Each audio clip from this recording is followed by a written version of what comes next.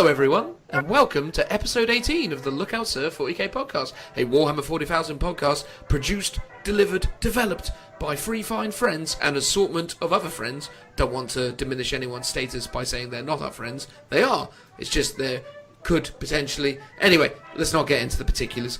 My name is Dan, and I'm joined as ever by my good buddy, Phil. How you doing, Phil? Hello. I'm really good, thanks. Crikey, the levels of enthusiasm there. It's almost like we hadn't been recording for the last couple of hours. Don't break the illusion, Dan. Sorry, yes, this happens at the start. Me and Phil were talking, and we sort of believe, because it actually does make some amount of sense, that we should now and again reinforce some of our kind of character archetypes in terms of our hobby attributes and what we do. So for anyone who doesn't know already, Phil's our resident Astra Militarum Krieg man. Isn't that right, Phil? I am indeed. So you are what we could go so far as to call a Astra Militarum or Krieg specialist. Predominantly, yes. So I got back into the hobby for the last 4 or 5 years, and I've been I have been collecting other things, but predominantly the only things I have painted and played with are Krieg models, mostly all from Forge World. There you go. And it's rather large as well. What's rather large, sorry? All sorts, but my Krieg army in particular. Absolutely. Without a doubt, my friend. The finest of looking armies, for sure. And on the topic of the finest looking things, I can only be referring to the incredibly beautiful and graceful man known as Joe. How are you, Joe? I'm good. I am currently drowning in chaos models. Drowning in chaos models. There you go. What a way to go. It's become a problem. Every time I breathe in, the spiky bits get in my lungs. It's literally just a choking smog of lack of control. There you go. On my part. There we are. So, Joe, as was the case with Phil, talking about doing an introduction segment that somewhat kind of touches upon the archetypes or what you represent. Obviously, for those who weren't already aware, once upon a time I said something really horrible about Joe in an introduction segment, and he wept a little, shed a tear, cried out. He was like, why am I never referred to as anything worthwhile, but instead some kind of useless husk of humanity that has no purpose or reason for being? And I said, Joe, from here on out, I will only say the nicest possible things about you. So that's where all that, empty sentiment about him being a really great human being comes from. Isn't that right, Joe? Yeah, I like that you keep, the lack of abuse to the podcast. Because if I'd get confused if you were nice to me in real life. That's true. Well, you are an absolutely useless. That's the grim reality of it all. It would lull me into a full sense of security if I had people being nice to me every day. That's it. Me and Phil only keep you here so as we can talk about you behind your back. Isn't that right, Phil? Oh, completely. Life would be quite boring otherwise. Oh, exactly. I've said it before, Joe. You're the glue, the sticky substance that keeps us all together. And I am sticky. Oh, God. And then, I'm Dan. See, this is the weird bit, isn't it? Now I've got to do that bit like I did. If you want to know what I'm all about, go listen to episode 1. It's really great. You're the competitive one. Like the Scrooge McDuck of the group. I'm the Scrooge McDuck competitive one. What's the Scrooge McDuck, comparison for? I don't know. Who's the one that lives in the mansion? It's Scrooge McDuck, yeah. It's Scrooge McDuck, of the DuckTales crew, the one who lives in the mansion. Yeah, but I don't live in a mansion, Joe, nor do I have a giant bin of money.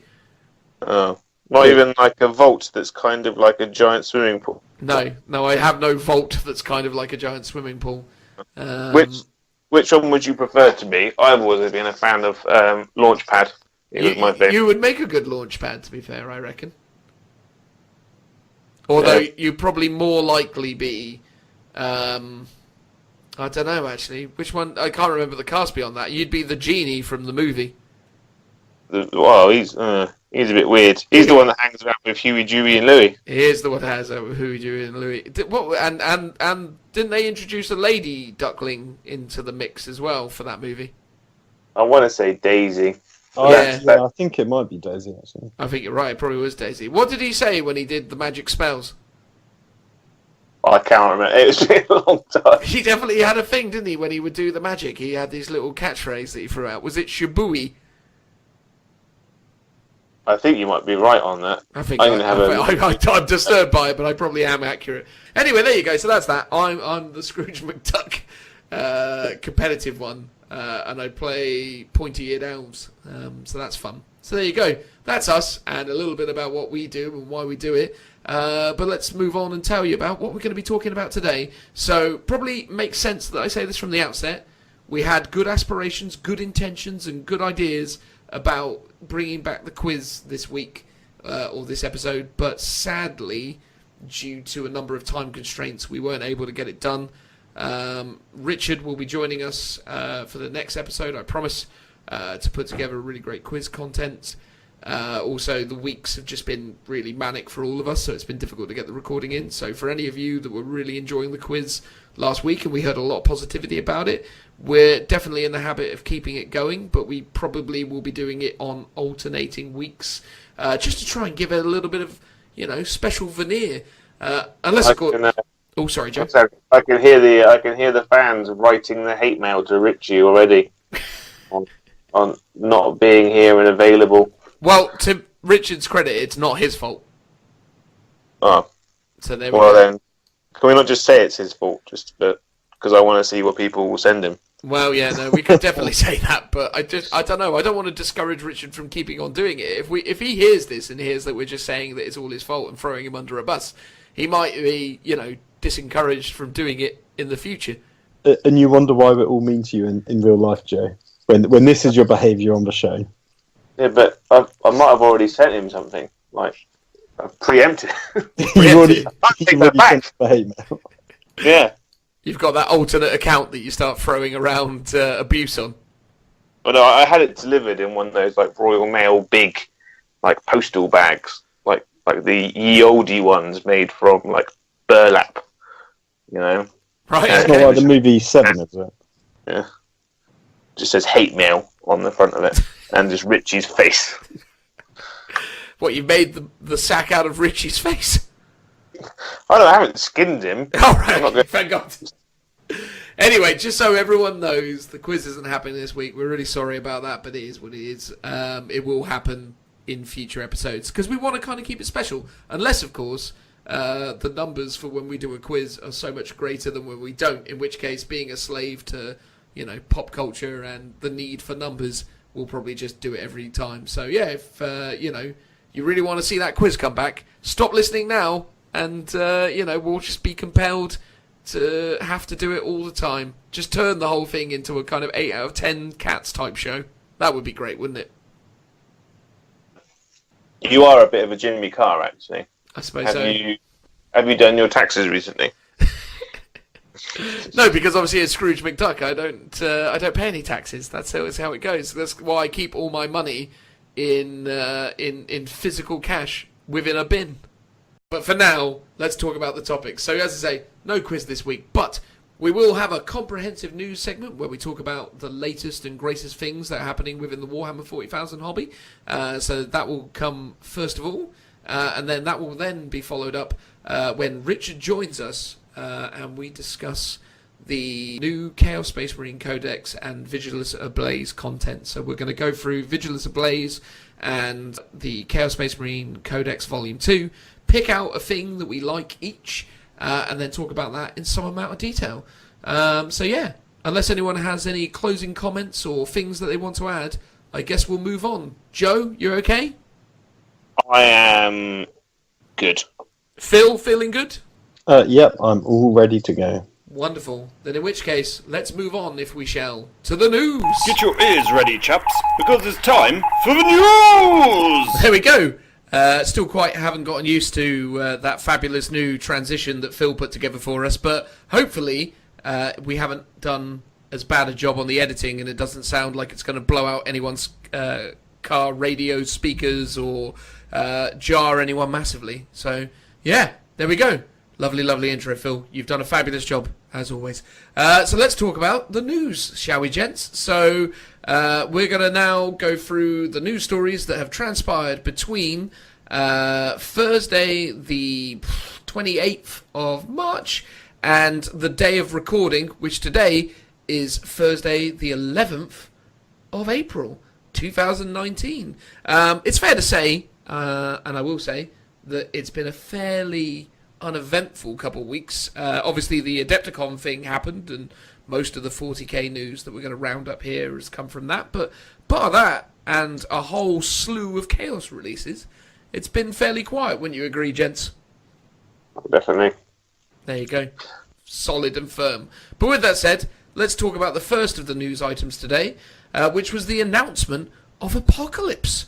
So for those who are relatively new to the hobby of Warhammer 40,000, maybe you've not heard about Apocalypse and what that represents. So back in the olden days of Warhammer 40,000, if you wanted to take a gigantic thing like a Baneblade or a Knight or a Gorgant or whatever it happened to be, you couldn't do that unless you were playing in an Apocalypse setting, which was a series of rules designed to allow you to play massive games of Warhammer 40,000.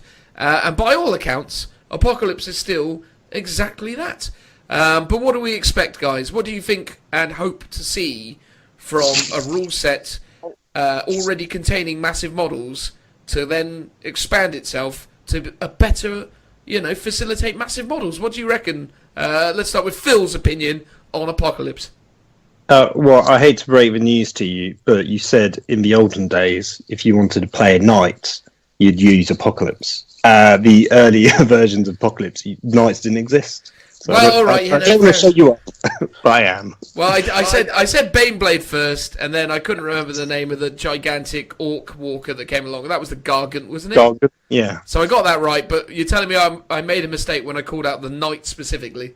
Yeah, because Knights weren't around then. Although saying that, if I'm remembering rightly, the 2007 chapter approved had a very sort of miniature version of Apocalypse added to it. And actually, if you think about it, a lot of the old elements of Apocalypse are now in 40k. So stratagems was a thing the original versions of Apocalypse had, and that's obviously come over to 40k. By the looks of it... Detachments were originally an Apocalypse thing. Oh, you mean like the sort of formation style? Yeah, formations and detachments that unlocked stratagems, all stemmed from Apocalypse. Yeah, It's true. Although, did they have stratagems as well, or just detachment special rules? no, you had stratagem cards that you could play because you could bring back things that had died, for example. Although I think that was some kind of tactical reserve rule. But you did have some special cards that you could play, I'm sure. I don't think I ever played a game of Apocalypse, it has to be said. Has either of you gents ever played a game of Apocalypse? I played a lot of it, actually. Really? When I lived in ye olde Minehead. When it first came out, we did what everyone else did, and we all were like, we're going to rent a hall, and we're going to bring, 15,000 points each. Uh-huh. And then 15,000 points each? 15,000 points each. What, per player? Per player. So at the time, What? I had 6,000 points of Necrons on the table. What? And about 4,000 points of Chaos. And I borrowed somebody else's Necrons and Tyranids.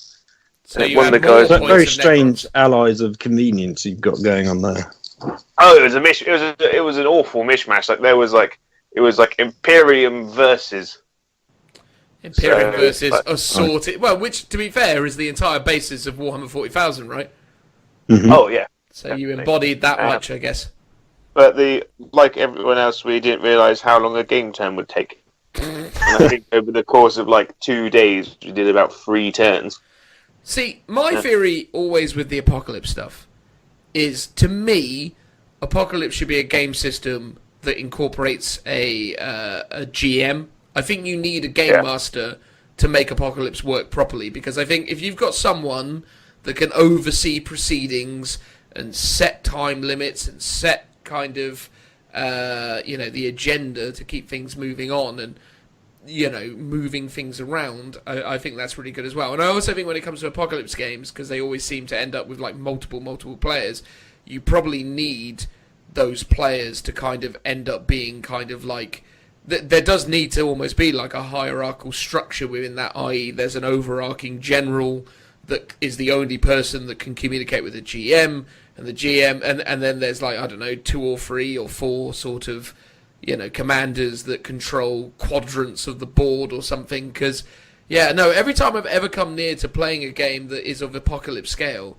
it just never seems to go anywhere, because you spend most of your time just sort of talking over each other and trying to get someone to roll saves and stuff. And I think the other weird thing about Apocalypse I find whenever I've seen people play it or have come close to playing it is it just sort of ends up that people set up their stuff in a kind of quadrant of the board. So it's like if you, me, and Phil and Rich were playing Joe, we would have each of our armies set up kind of next to each other, but they would span across 4 tables worth of space, and then we would kind of find our opponents doing something very similar. So it'd always be like that weird thing where we'd just be like, I'm pushing my army forward on my side of the table, and it just turned into like 4 individual games of 40k, all happening simultaneously. So it just meant your turns took forever, it seems. Or at least, I don't know. Is that accurate? I'm not sure. Oh, pretty much. There's no way, because you can't have one person spread out their force across,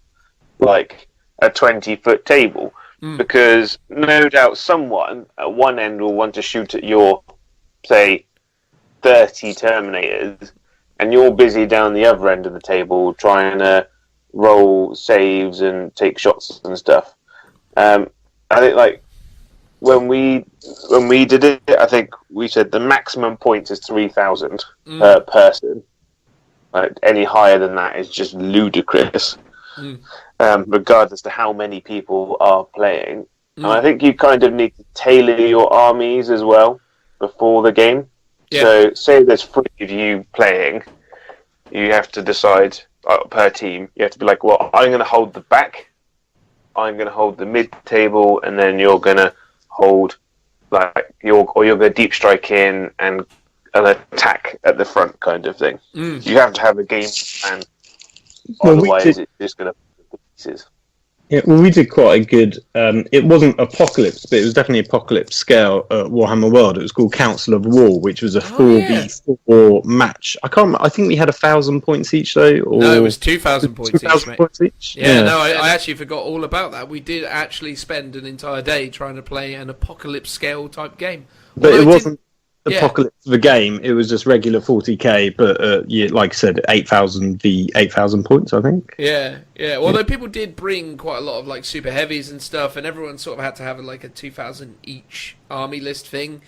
So yeah, but even that, I mean, how many turns did we get into that? And we played for, I don't know, 6 hours or something, 7 hours. It was. I think we got to at least turn 4 or 5 because one person took a really bizarre old, like, I think it might have been either a 4th edition or 5th edition special detachment. It was like a formation. Yeah, maybe it was from the experimental spearhead rules for 4th edition, I think. And yeah, because he had a load of, what was it, I wouldn't say Stormhawks. Storm Ravens. Storm Ravens, that's it. So his whole army was a bunch of like dreadnoughts in some Storm Ravens, and he convinced us to use a special formation, even though because it was 7th edition, everyone was using formations, and we're like, it's probably not valid, but okay, do that. because that's what you want to do. Yeah. And unfortunately, he didn't count on the fact that you have to still make a reserve roll of what is it, a 4-up for turn 2, 4-up for turn 2, yeah, and then a 3-up. But then we had, I think it was Richard had a officer of the fleet, which gives you -1 to your reserve rolls. And basically, the guy's models didn't come on till turn 3, I think it was, or maybe even turn 4. Yeah. So he basically sat out half the day because he couldn't do anything. Oh, he was so salty as well. And it was like that thing where, like, and the thing is, credit where credit's due, I would have been salty as well in that situation, because he had talked for ages at the start of setup, like, how this is going to play out and destroy us. But I thought, because they're going to fly on the board. Oh, yeah. But it was that thing where it's like, you've got a 2,000 point army that you put together, you've built it around this formation, which means everything of yours is in reserve until turn 2, and for some reason you haven't taken a comms relay, or your elder player hasn't taken an Ultark, or you haven't taken any of the other things that are going to affect your ability to re-roll or buff the ability to come in from reserves. So he hadn't done anything. And I appreciate for people playing 8th edition, this might seem like a mad foreign concept anyway. So if you haven't played 7th and 6th edition, the ruling was, I believe in 7th edition it was always a 3+, but I'm getting off my point. The rule was you couldn't come in turn 1, which to be fair is in line with the current reserve rules now, but not if you play open or narrative, but if you play match play, that's how that works.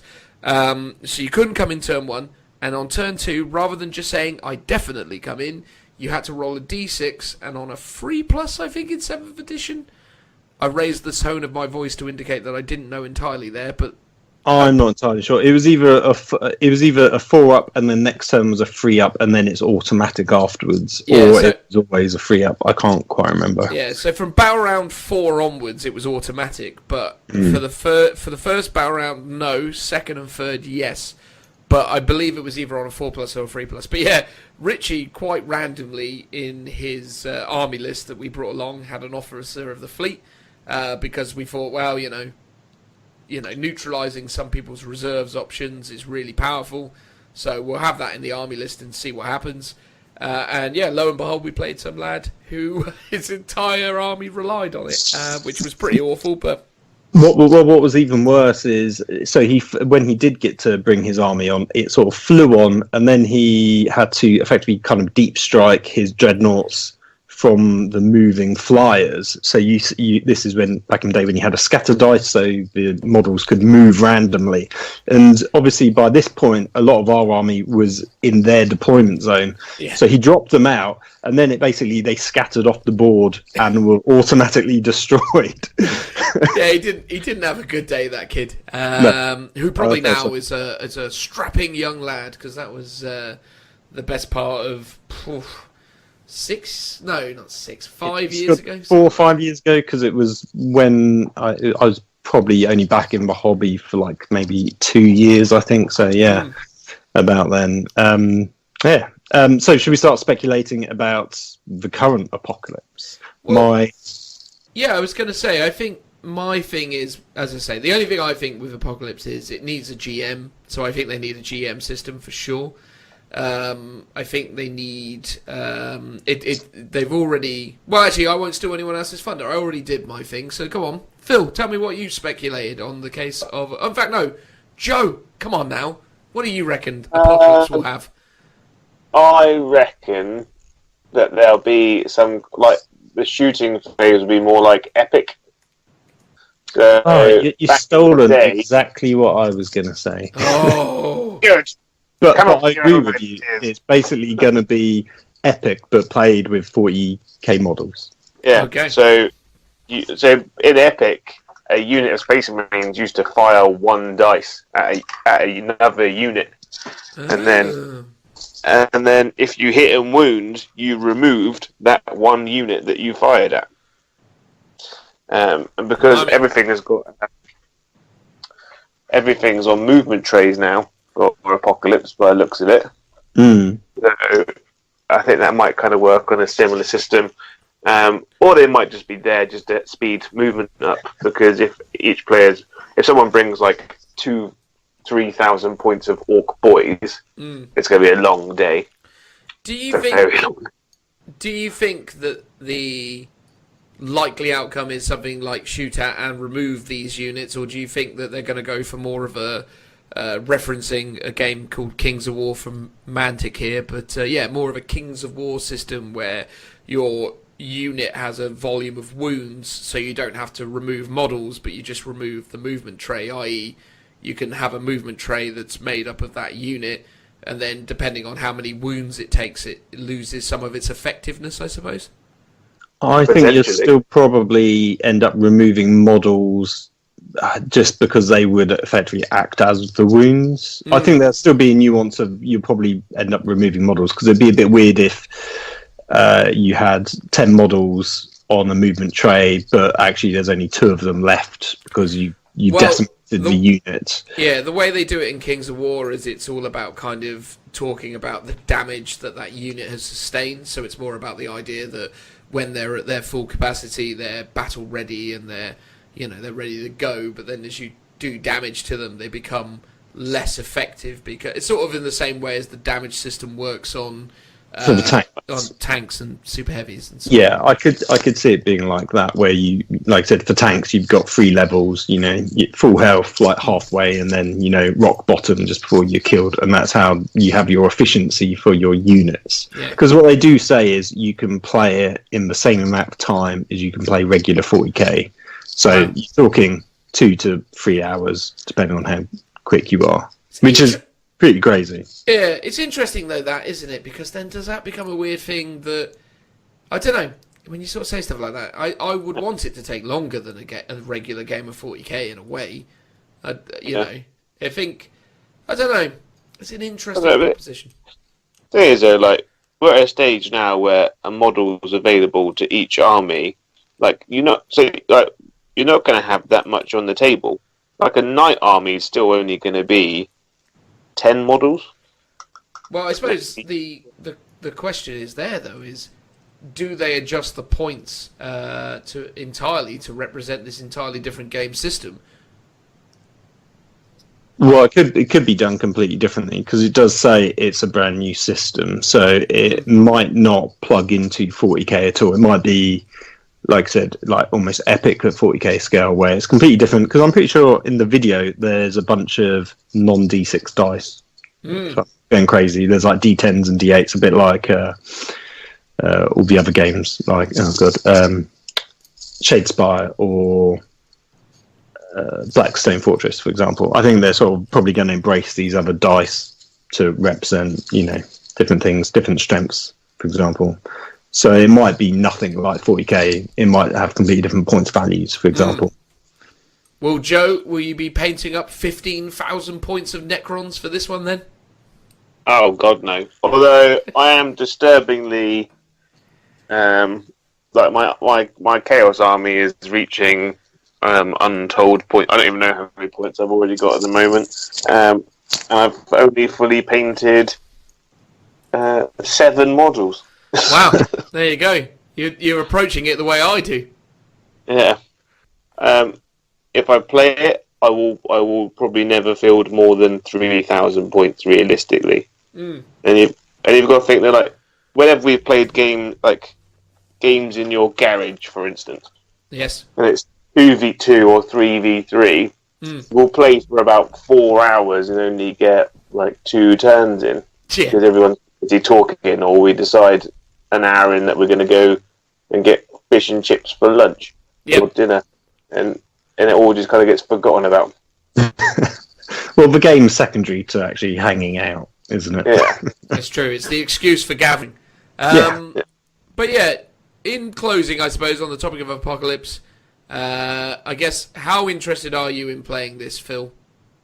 It's not something I'll probably buy, because I've got to the stage where my shelves of maximum capacity. If, for example, you're going to buy it and we're going to play it, I'm all for it. I'd be interested to see more about what it's like. I'm sure it's something potentially we'll have a game at Warhammer World if there's a specific 40k Apocalypse event, for example. I'll definitely give it a go. I mean, I've got loads of super heavy tanks. I can rock a large tank force, and for a change, forego going lots of infantry, so I'll be quite happy with that. Would you not buy it for the clear plastic movement trays alone? Well, actually, that's really tempting because I've got some movement trays from Element Games, and they're pretty good. But you have to do a lot of work to get them to, you got to assemble them and paint them and glue down magnets and stuff. It'll be interesting to see how these work. They look really nice from the video. It'd be interesting to know if they're like magnetizable or if they work without magnets, because actually, if you don't have magnets, they pop out really easily if you're moving them around, for example.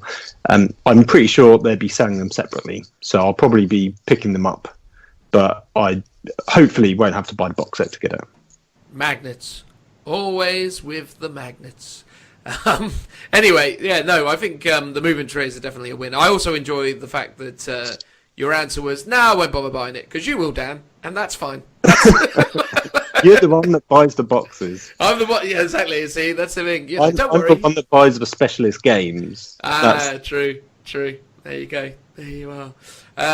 Maybe someone out there would like to sponsor us to do an unboxing for it, though, right? And then we'll get it for free, surely. Yeah, something like that. That's how it works. Just say it, and, before you know it, the offers will be flooding in. Joe, what's your opinion on Apocalypse? I think that we'll probably play it. Yeah. I can see like clubs. There's a lot of clubs that do like a Sunday open day worth of gaming. I imagine a lot of them will be just running Apocalypse days, or be like, just come down. We've got a bunch of tables wedged together, and we can play some Apocalypse. But I think like for us, we were talking about doing a Vigilus campaign, or getting the campaign box set thing that they did. Yep. The Urban Conquest one. The Urban Conquest one. So, like Apocalypse, like back in the day, was always reserved as the final game, like the end game, as it were.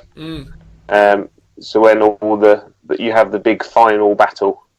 So in like Vigilus Ablaze, once we get through to the second book, that would be the Apocalypse game where Abaddon and Calgar meet in the middle, kind of thing. True. Just how Calgar met with some traitor guardsmen on Tuesday night when I was playing Richie, and he punched them all. Whoa, Calgar.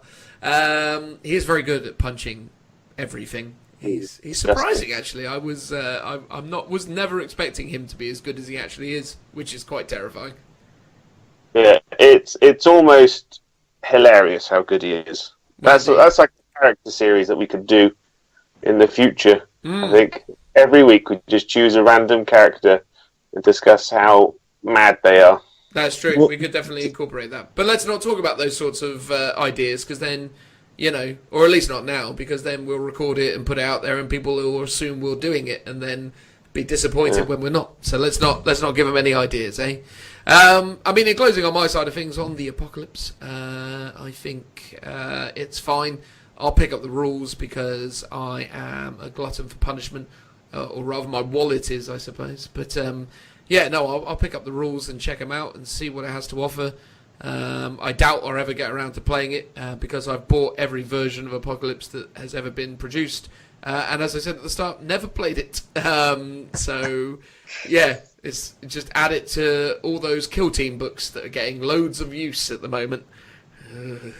Anyway, so moving on from the wondrous world of Apocalypse, let's move on now to the second of the news stories, which is there is new exclusive event miniatures. But what is actually quite interesting is obviously there's a fabulous new Primaris Lieutenant, which is always really, really cool. But I think the thing that's actually quite interesting is there is a new grey for a Terminator sculpt doing the rounds on the internet. So Games Workshop is making a Space Marine model that isn't a Primaris Marine for the first time in a little while. Or isn't it? What do you reckon, guys? What does this lovely looking librarian say to you? It's a second HQ choice for the Space Marine Hero range. Is that what you think it is, or that's what you know it is? That's what I think it's going to be. So you think this will be something for the Space Marine Hero range for the Blood Angel release that they've done? Yeah. Well, But surely it would have to be for season 3 of the hero range because they've already done 2. Because Yeah. those are the only 2 plastics that are coming out that are Space Marine size. But here it says, this awesome Space Marine librarian will be available at a number of events. So it can't be part of the Heroes range, can it? Because if it was part of the Heroes range, you could get it in a blind box. But here it's only available via going to events, Joe. Well, I will shut my sizable cake hole then. Well, exactly. Well, you get back in your box, you, with your silly, mad ideas. Still, though, I think genuinely it's actually really interesting to see that, actually now Games Workshop are working on new sculpts, albeit event-exclusive ones, so this obviously isn't going out into mass circulation, but could this potentially be some type of bigger, better Primaris Librarian Terminator, or will it actually be an old-school Terminator? I mean, I don't know. What do you think, Phil? Well, this is what I was going to ask. How do we know it's not a Primaris librarian, or is it because the Primaris librarians have a very distinct look to them Well, it's in more. comparison to the regular ones? It's more that Terminator plate hasn't ever been expressed as being something that Primaris Marines can fit into. Well, that is true. And if you read what they say, they just say it's a Space Marine librarian. So they don't specific. I mean, it looks like it's Terminator armor, but they don't say it is. So it could just be a Mark 10 something or other that is a bit like the Gravis, but not quite. It's another variant of Mark 10. Oh, exactly. You look at the back of it, and rather than having those square vents, it's got circle ones, and that makes all the difference. I mean, that's quite clearly a Terminator librarian. I think the thing is, I think that's interesting is there's been a lot of speculation doing the rounds from different places talking about the death of the old school Space Marine armor type and the old school Space Marine stuff. Even we've kind of circulated that possibility. I know I mean, you have, Joe. Sorry, Dan. I have. I think Joe has as well. You've supported me in these claims, right, Joe? I have, indeed. I'd quite like to see the possibility that they spin the story that all old Space Marines are now essentially just veterans. And they're being moved over, because there's so little of them, to Terminator armor, because that's the most survivable armor they have now. I see. And like with the Chaos line, we could potentially see a resculpt of Terminator armor. I mean, that would obviously be really, really cool if obviously this guy is rescaled and redone to look more, larger and so on.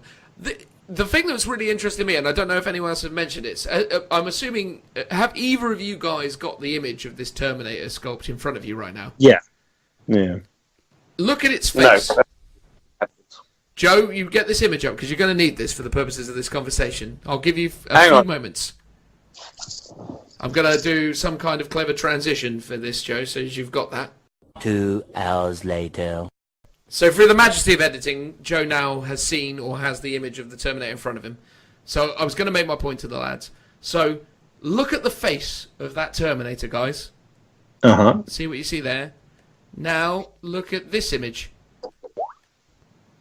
What do you see? Donald Trump. It's Donald Trump, isn't it? They've only gone and made a librarian with Donald Trump's face. Do you reckon he's going to build a space wall? Oh, a space wall. Yeah, the brand new chapter, the space walls. To keep out the space Mexican. Exactly. Wouldn't that be really cool as well, though, as a colour scheme? You could have the Mexican flags as the legs, a big grey line in the middle, and then the American flag above it. Wouldn't that be amazing? And then the head could be Canada, I suppose.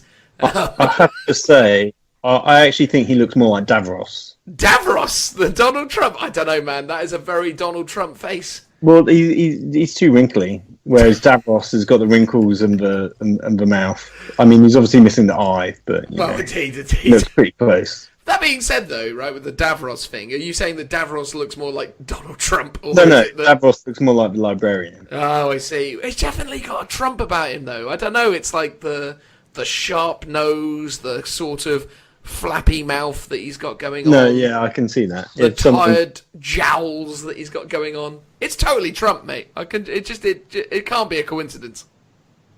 The sculptor was obviously watching a lot of CNN at the time and Quite got clearly. distracted. So I don't know if anyone else has brought that to anyone's attention, but that Terminator has got Donald Trump's face. 100%. So, Termy Trump. Exactly. And, the idea that Donald Trump would go on living on, protecting us all from, the Xenos threats and evil influences of chaos. I think this is... The illegal aliens. Exactly. He's helped us all there. Anyway, there you go. So that was an interesting debate around the new models. I mean, obviously, there's the new Primaris Lieutenant that people have seen and already started to have out in circulation.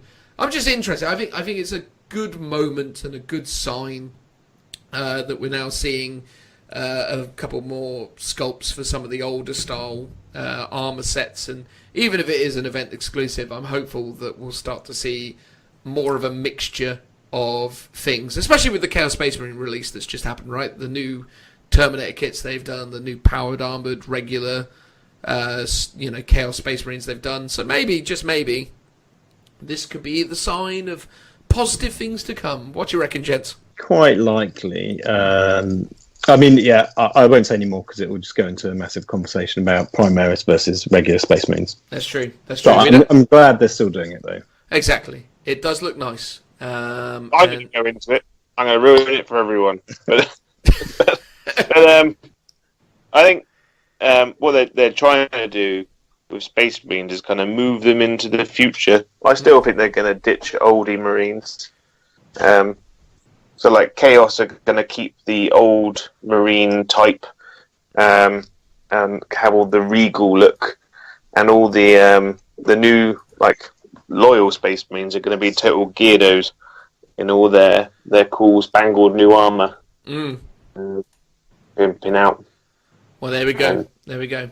I just think it's nice. So, that's that. Now, moving on to the next of the news topics. Let's talk for a moment about the lovely new models of Slaannesh. Now, obviously, this is both Age of Sigmar and Warhammer 40,000 combined, but nonetheless, it's incredibly positive to see some absolutely awesome new sculpts for the long dormant and seemingly unloved faction of Slaannesh. So in the reveal, they put out images of the Keeper of Secrets, so the new Keeper of Secrets.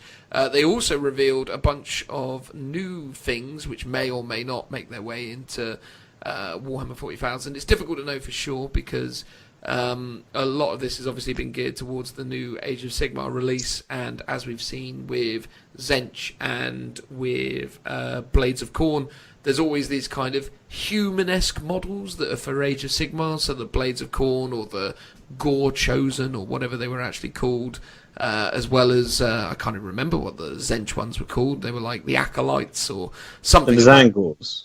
No, well, the Zangors...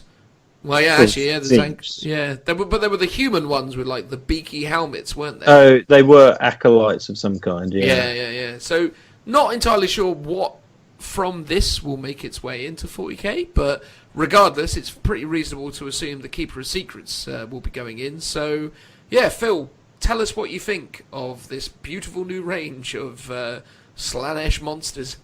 Well, I'm finally glad that my long-standing theory has finally come to fruition. And that was theory. I've been saying it for the last couple of years, that basically every year they're doing a Chaos God, and that there's some Age of Sigmar stuff, and there's a Chaos Marine faction normally associated with it as well. So first of all, it started off with Khorne back in the end of End Times. So that was actually the smallest release, but you got the new Bloodthirster and I think Scarbrand as well, and a couple of Chaos models, predominantly for Age of Sigmar though. And then you got Tzeentch and the Thousand Suns. And then last year we had Nurgle and Death Guard. And then back in our very early episodes, I was speculating that in Blackstone Fortress that you would get Emperor's Children and it would all be Slaannesh. And I was completely wrong. But now Slaannesh are finally here. I mean, I think it's reasonable to assume that as night follows day, as it were, that we're probably going to see an Emperor's Children army very soon.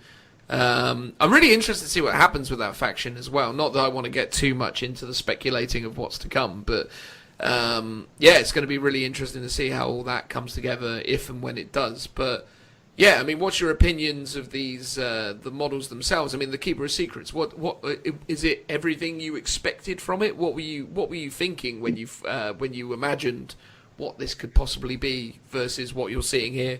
Well, do you know, I didn't really give it much thought because the current 40k one is a bit rubbish. The Forge World one is obviously fantastic, and this is like a really good sort of compromise of something new and a bit different, and it's not the classic like 10 boobs Slaannesh model, which is sort of what everyone associates with Slaannesh. And I like the fact that it sort of has got rid of all the naysayers, because everyone was like, Slaannesh is too adult for Games Workshop, they're getting rid of it, and actually they're not. But what they've done is they've sort of toned down some of it and upped it. It's got a really good like androgynous look to it, and they sort of upped that fact, and it's very kind of decadent and sort of yeah, it actually reminds me of the film 300, like the Persians in that kind of exquisite, beautiful, but deadly in the same manner. And also anything with a ruff. I love a ruff.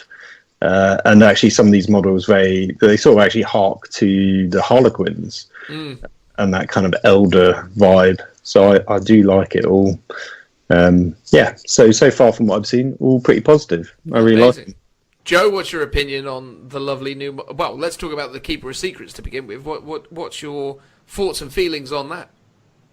I think it's a beautiful model. I think the head of Games Workshops walked into the designer's studio and he's like, "I got an idea for Slaannesh." He goes, "You know that tent scene from 300?"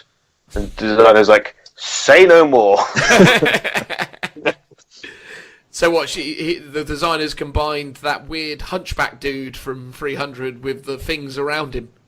Yeah, he's taken all the weird, sexy ladies, and he's gone Xerxes and squished them together, and then made this guy.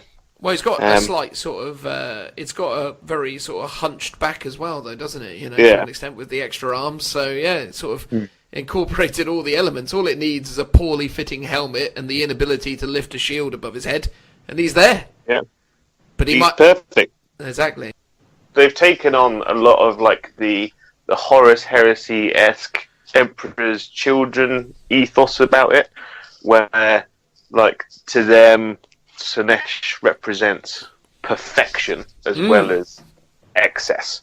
So like a lot of that is represented in the new Demon Prince model, who's just this giant guy with a rack on his back with the demon nest on it, I think that's perfect to show off what a follower of Slaannesh would want. So there's a guy, he likes to get a little something, and he wants to be a bit of a ladies' man. And Slaannesh is like, "I'm gonna make you a demon prince." And he's like, "What do you want?" It's like, "I want to be pretty. I want to be 12 foot tall, ripped, and pretty." And he's like, "Cool, that's fine." And he's like, "I don't want no tentacles because that's weird." Well, it's interesting, isn't it? I think again the fact that they've kind of come out and said that this is a demon prince and what a demon prince looks like within the ranks of Slaannesh is incredible, because it's such a tonal change, because we've been so used to seeing demon princes represented as those big hulking kind of like muscular. I don't want to use the term traditional demon. I think traditional demon only really applies in the sense that I'm so used to seeing that kind of depiction of a demon within Warhammer 40,000. It's become traditional, but I think that's the thing. This is massively divorced from that, in the sense that, you know, just being this big dude is something very, very different, and but yet works so incredibly well. I just think, without labouring the point, I just think they've absolutely hit the nail on the head. I think this is a really, really potentially incredible range of of models, and I think definitely very exciting to see what these guys represent and what will actually cross over into 40k and what those rules will be like, I suppose. If we were to speculate on rules, what do you reckon a Keeper of Secrets will have going for it? It's going to be at least movement 12 or 14. It's going to be fast. It's going to have a lot of attacks. It'll have like 6 attacks base, but I reckon it will have abilities to give it more. But it's not going to be able to take a hit. It's going to be very soft and squishy, I think. I think the thing that's going to be interesting as well, this is the first greater demon to not have a wingspan.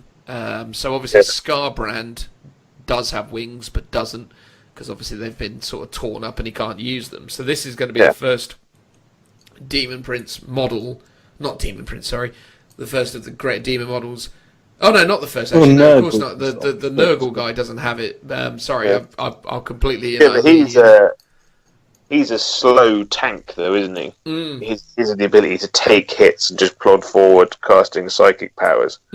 Whereas, like Slaannesh Demon's thing is like they get to move and advance and still charge.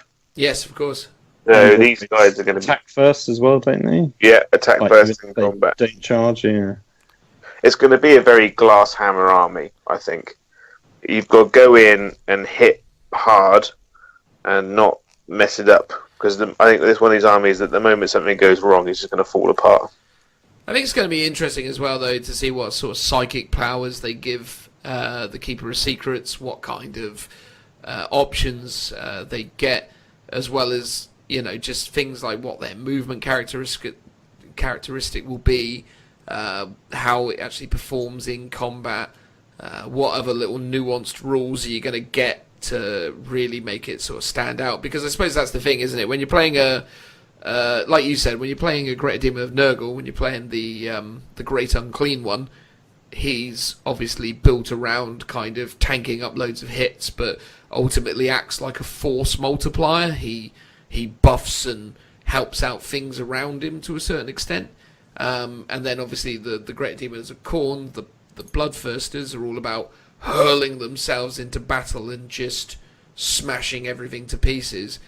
The Lord of Change, the Great Demon of Zench, is very much a very psychic heavy unit, and it obviously has the bird wings and the flight to try and be more evasive more than being kind of aggressive, but uses lots of like tricky spells and things. So the Slaannesh one is kind of, it's a very different archetype. It's not one of the sort of free typical things, so I think it's going to be very tricky. I think it's going to probably have some interesting spells that are going to stop you from targeting it beyond, I genuinely wouldn't be surprised if this is one of the few, 18, 16 wound monsters that you can't target unless they're the closest thing, which would be really interesting. Just madly excited to see what this will potentially represent and what potential incredible things could be in store for the potential release of the Emperor's Children and what else comes along with this one. So yeah, there you go. Will either of you two gents be likely to pick up a a Keeper of Secrets?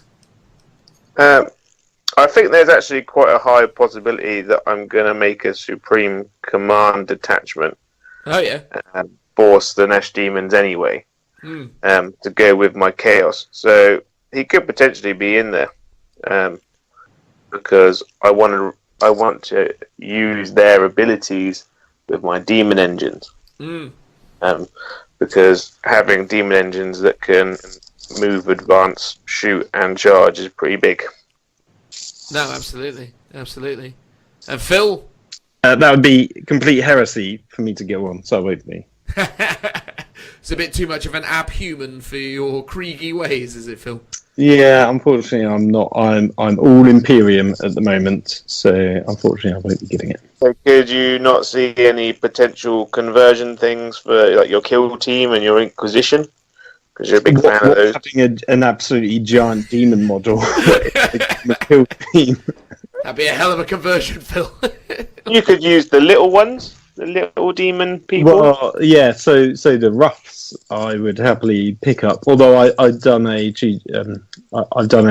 conversion where I've already made a rough out of green stuff, which is a bit fiddly. But yeah, I'd quite happily be buying a couple of models almost just for those spare bits, because some of the detail on them, such as the mask and that kind of jestery guy, is pretty cool. And like I said, the roughs are really awesome. Yeah. I think, if anything, I'll just be going to like bit sites or hitting up a few people that maybe have spares of stuff, rather than actually buying the models straight up, because it's a bit too expensive just for like just a few components. No, that makes sense. All right, cool. There you go. New Slaannesh, which is super exciting, as I think we all agreed. So let's move on now to our last two stories. So the penultimate story that we will be talking about today is the changes to the ITC faction rules. So for anyone listening who isn't aware, ITC is now a pretty broadly accepted and widely used tournament structure that allows people all around the world to compete in games of Warhammer 40,000 competitively and log and document their scores and ultimately fight to become the overall Warhammer 40,000 champion, which is all pretty exciting. Also available, obviously, for AOS as well, I believe, ITC, but predominantly, I believe it started out live in Warhammer 40,000 particularly. But nonetheless, ITC, prior to an update that took place a couple weeks ago now, were basically running alongside determining the overall best at Warhammer 40,000, were also determining who the best in faction was. So if you're Phil, for example, and you only ever play Krieg, the Death Corps of Krieg being Phil's one true and possibly only real love in life, right, Phil? That's true, yeah. Yeah, exactly. But nonetheless, so Phil, being a Death Corps of Krieg man through and through, would play in the ITC, and he would win plenty of games and try his utmost best, but at the end of it all, he would discover that he's not the best Krieg player in the world, because some guy with 600 points of Krieg and 400 points of Imperial Knights and 400 points of Space Marines is counted as a Krieg player. So poor old Phil, who takes 100% of his army as Krieg, is being undone. Well, just to correct you, it would only be Astra Militarum, because Krieg, even though it has its own sort of index, is still treated as a regiment. So it's just Astra Militarum, it wouldn't be Krieg. Yeah. Which is something I would personally like to get changed, because, it should be treated like Blood Angels and Space Wolves. But currently, yeah, it would just be Astra Militarum. But your point completely stands. Well, there you go. You just can't let me have anything, can you, Phil? Not today. Not today. There's no easy wins for old Dan today. All right, well, nonetheless, Phil would be the Astra Militarum player, and then I would say all the words I said, but replace Krieg or Death Corps of Krieg with Astra Militarum. Nonetheless, at the end of it all, Phil would discover he's not the best Astra Militarum player, because someone who used a mix of Space Marines, Imperial Knights, and Death Corps of Krieg, Astra Militarum, would have beaten him to it. But now, the good people of the ITC have decided that in order to win the best Astra Militarum player, or the best Orc player, or the best Necron, or the best Tau, or the best Eldari, Craftworld Eldari, whatever it happens to be, your army must be 100% comprised, made up of, containing the aforementioned, whatever it happened to be, faction. So in this case, Astra Militarum Krieg people. What is your opinion on that, Joe? What do you reckon? I think it's a brilliant idea. I think like there's a lot of people out there, like myself. I'm a bit of a purist as well. I think that sometimes a codex should be able to stand up on its own and doesn't need help from anyone else. So when you go into an event and you're running like a pure Deathwatch army like I am, but there's someone who's like, oh, I can't win with Deathwatch, so I'm going to put in a Castellan and a whole bunch of Guard, but I'm still going to class it as Deathwatch because they're niche and it's all hipster to run like that. So I think people who are trying to fight the hard fight, as it were, should be rewarded for doing so. And those people who are running like the mixed faction, and they do want to be the best competitive player, as it were, they still get the chance of winning best Imperium. It's not like they're losing out. It's just that it means that like the Space Wolf players or the Sisters of Silence players get a look in. I mean, it's going to be a heck of an uphill slog to become the best Sisters of Silence player, right? I mean, I believe Sisters is counted as agents of Imperium, so along with Assassins and Inquisition. That's how they dealt with that one, because they're all too niche to really be a faction in their own right. Yeah, but Assassins are a weird one because they're not included. So bringing in stuff that you summon in doesn't affect your faction. So if you're in a Deathwatch player like me, you can use that stratagem and pay the 85 points to have an assassin in your army. Do we know that for sure? That's 100% confirmed within the ITC. It's 100% confirmed because that assassin is not part of your army list to begin with. You have an allotted pool, and that assassin then becomes activated within your army when you get to the table. So they basically they have called it out. So in the post that they did about it, one of the FAQ questions was, "But what about assassins?" And they basically said, "We go off your army list. So because it's something that's summoned on the table, it doesn't count because your army list is still 100%, Imperium of whatever it is, such as Guard." And the same goes for demon, like Chaos Demons within a Chaos Space Marine army. So if you're a Chaos Space Marine player and you've like put aside say 500 points, you're still a Chaos Space Marine player because you're summoning in a random Chaos Demon unit during your games. And the only other exception they've done is if you're an AdMech player, you're allowed one knight because it is allowed in your codex, but they don't want people taking, say, 4 knights, but being counted as AdMech. So instead you can have one and still be counted as being AdMech. I mean, that makes sense, right? I mean, the Imperial Knights are included within the AdMech book. Did they clarify if it had to be Imperial Knights that are in the Mechanicus book, or can you still take a Castellan? Or no, so you can take one Imperial Knight. It can be any kind, and ironically, it doesn't need to be an AdMech Knight household. It can still be an Imperium Knight because that's always been the quirk of that book. Like you could always do that. So that's super weird. Because you say that because if you take the Adeptus Mechanicus book as the book it includes the Knight Warden, the Knight Paladin, the Knight Errant, and the Knight Gallant, and the Knight Crusader. So those 5 I would assume it's been FAQ'd since then to allow you to take the other knights as well. Oh, okay, fine. Because you can still get access to the stratagems and the warlord traits. Household traits. So they are able to use Imperial Knight stratagems, even though there are Imperial Knight stratagem, AdMech Imperial Knight stratagems in the AdMech book. I'm pretty sure, but not 100%. Well, anyway, the point is, I actually think it's the right move. I think it was...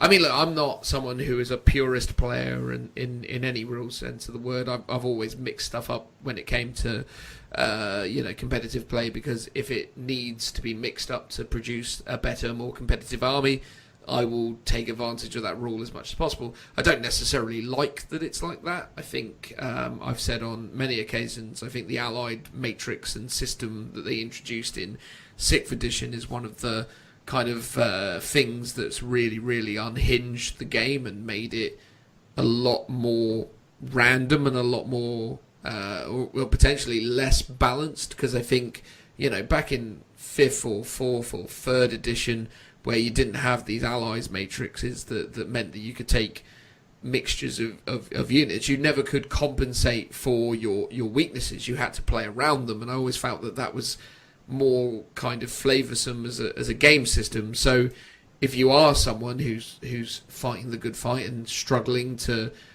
get your wins with a less competitive faction, I think that change is a really good one, and something that I'm surprised in a way it took them up till now to get around to doing it, but then I'm not, in the sense that ITC has been this growing, incredible kind of element within the 40k hobby that's really now hitting a really good saturation point where lots of people really care about it passionately. So I'm not surprised that people are really kind of keen to have a more fair playing field to get that Best in Faction award. So no, it's good stuff all round, I'd say. I was going to say, I'm pretty sure the ITC guys sort of said that they didn't ever really see it as being an issue, and they were sort of surprised that everyone was so passionate about it, but they're sort of glad that they are, because it was done on a vote, and there was something like 98% of people voted in favour of it, so overwhelmingly positive about it. No, absolutely. So now, this is your time, Phil. You could become one of the best Astra Militarum players.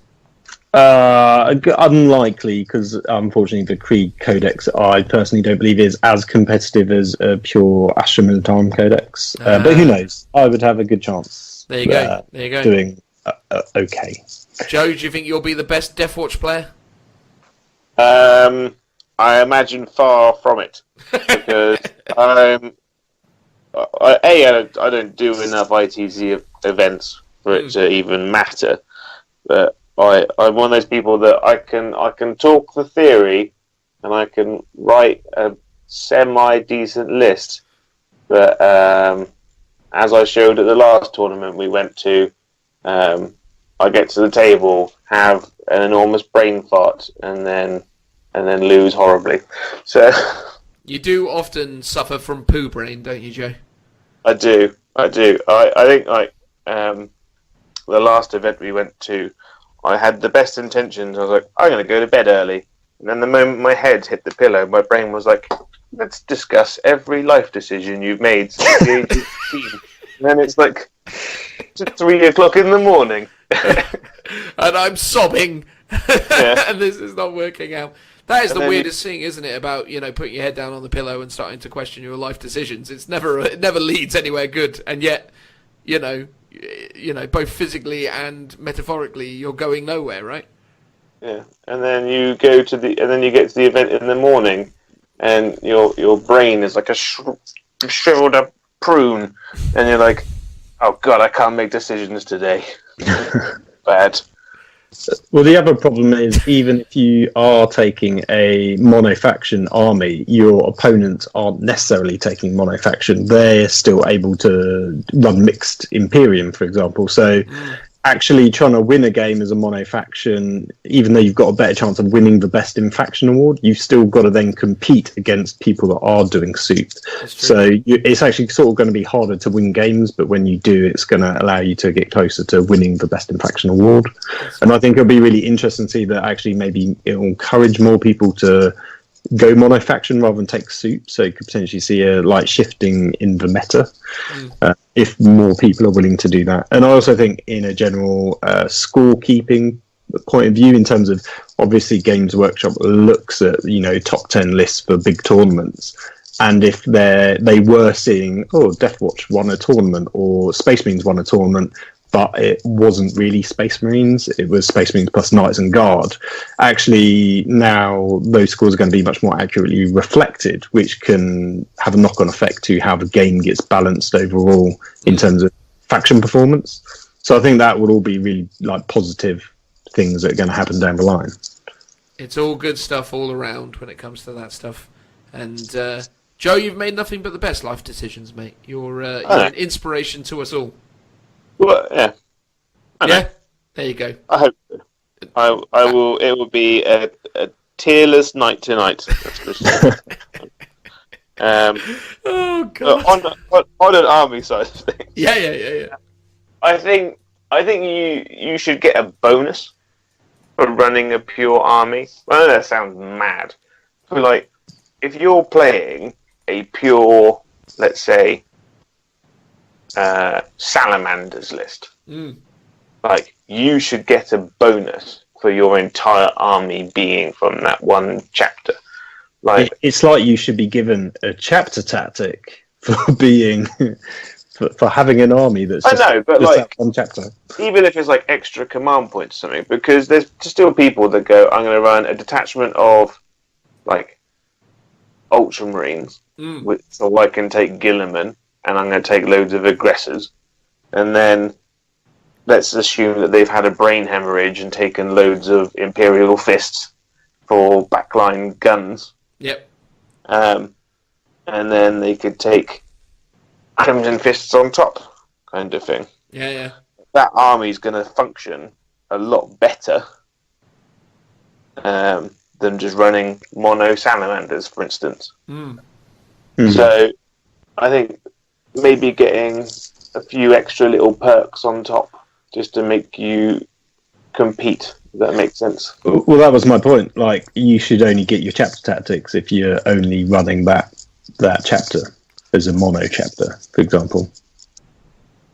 I mean, that is probably a conversation for another time. But nonetheless, I agree with you 100%. I think there should be more incentive or more means by which to kind of actually make the game sort of have rules that benefit monofactions more. I think it is very bizarre in a way, because from the outset of 8th edition, the idea is that they wanted to get away from these bizarre kind of mixtures of very specific type of things, partnering up with very specific sorts of things. And don't get me wrong, we're nowhere close to the, librarious conclave of White Scars surrounded by cyber wolves mounted on, the Iron Priests with riding a cyber wolf surrounded by whatever it was. It was just crazy before it had gone way too far. But we're not massively different at the moment. It's all, here's my 2 Blood Angel captains and a Mephiston and a knight, and then a group of complementary guardsmen. Way, it's like, yeah, all right, fair enough. But yeah, no, I think overall it's just a good, reassuring thing, and potentially illustrates, future outcomes. So yeah, all good there. So yeah, I reckon that wraps up news for this week. Thank you very much, guys. Let's move on now to the next topic. Woo! And welcome back, everyone. In this segment of the podcast, we're now going to talk about Chaos Space Marines, as well as, obviously, the new content from the Vigilus book that came out a couple of weeks ago now. Obviously, we're a bit late to the party. As is somewhat standard with these processes, we're not necessarily going to give you a comprehensive insight into every aspect of the rules around the new codexes, because we don't tend to be very good at doing that stuff. Lots of little details tend to get lost in translation. So the way we like to approach these things is each of us picks one solitary thing, maybe bolt in a little bit of extra flavour by talking about a few things around it, but ultimately pick one thing from the books that we're really, really interested in, that we think needs calling out and talking about in a bit more detail, and just kind of go from there. So in this segment, we have myself, Dan. Joining us as well is good old Rich. Hello, Rich. Welcome to the segment. Hello, glad to be back. There you go. Looking forward to it. Absolutely. A delight to have you as always. And also, Phil and Joe are also here as well, aren't you, boys? Yeah. There we are. Lads. So, as I say, what we're going to do is we're going to basically call out something from the new Chaos Space Marine Volume 2 Codex, and or Vigilus Ablaze. It is Ablaze, isn't it? Let's just look. Yes, Ablaze. Vigilus Ablaze, or Chaos Space Marines Codex Volume 2. One thing that we like from it. Phil, what do you like from the glorious world of Chaos? Well, I've always been a bit of a fan of the slightly off-kilter parts of Chaos. I've always really liked the idea of renegade chapters rather than just your standard, we've fallen since the heresy.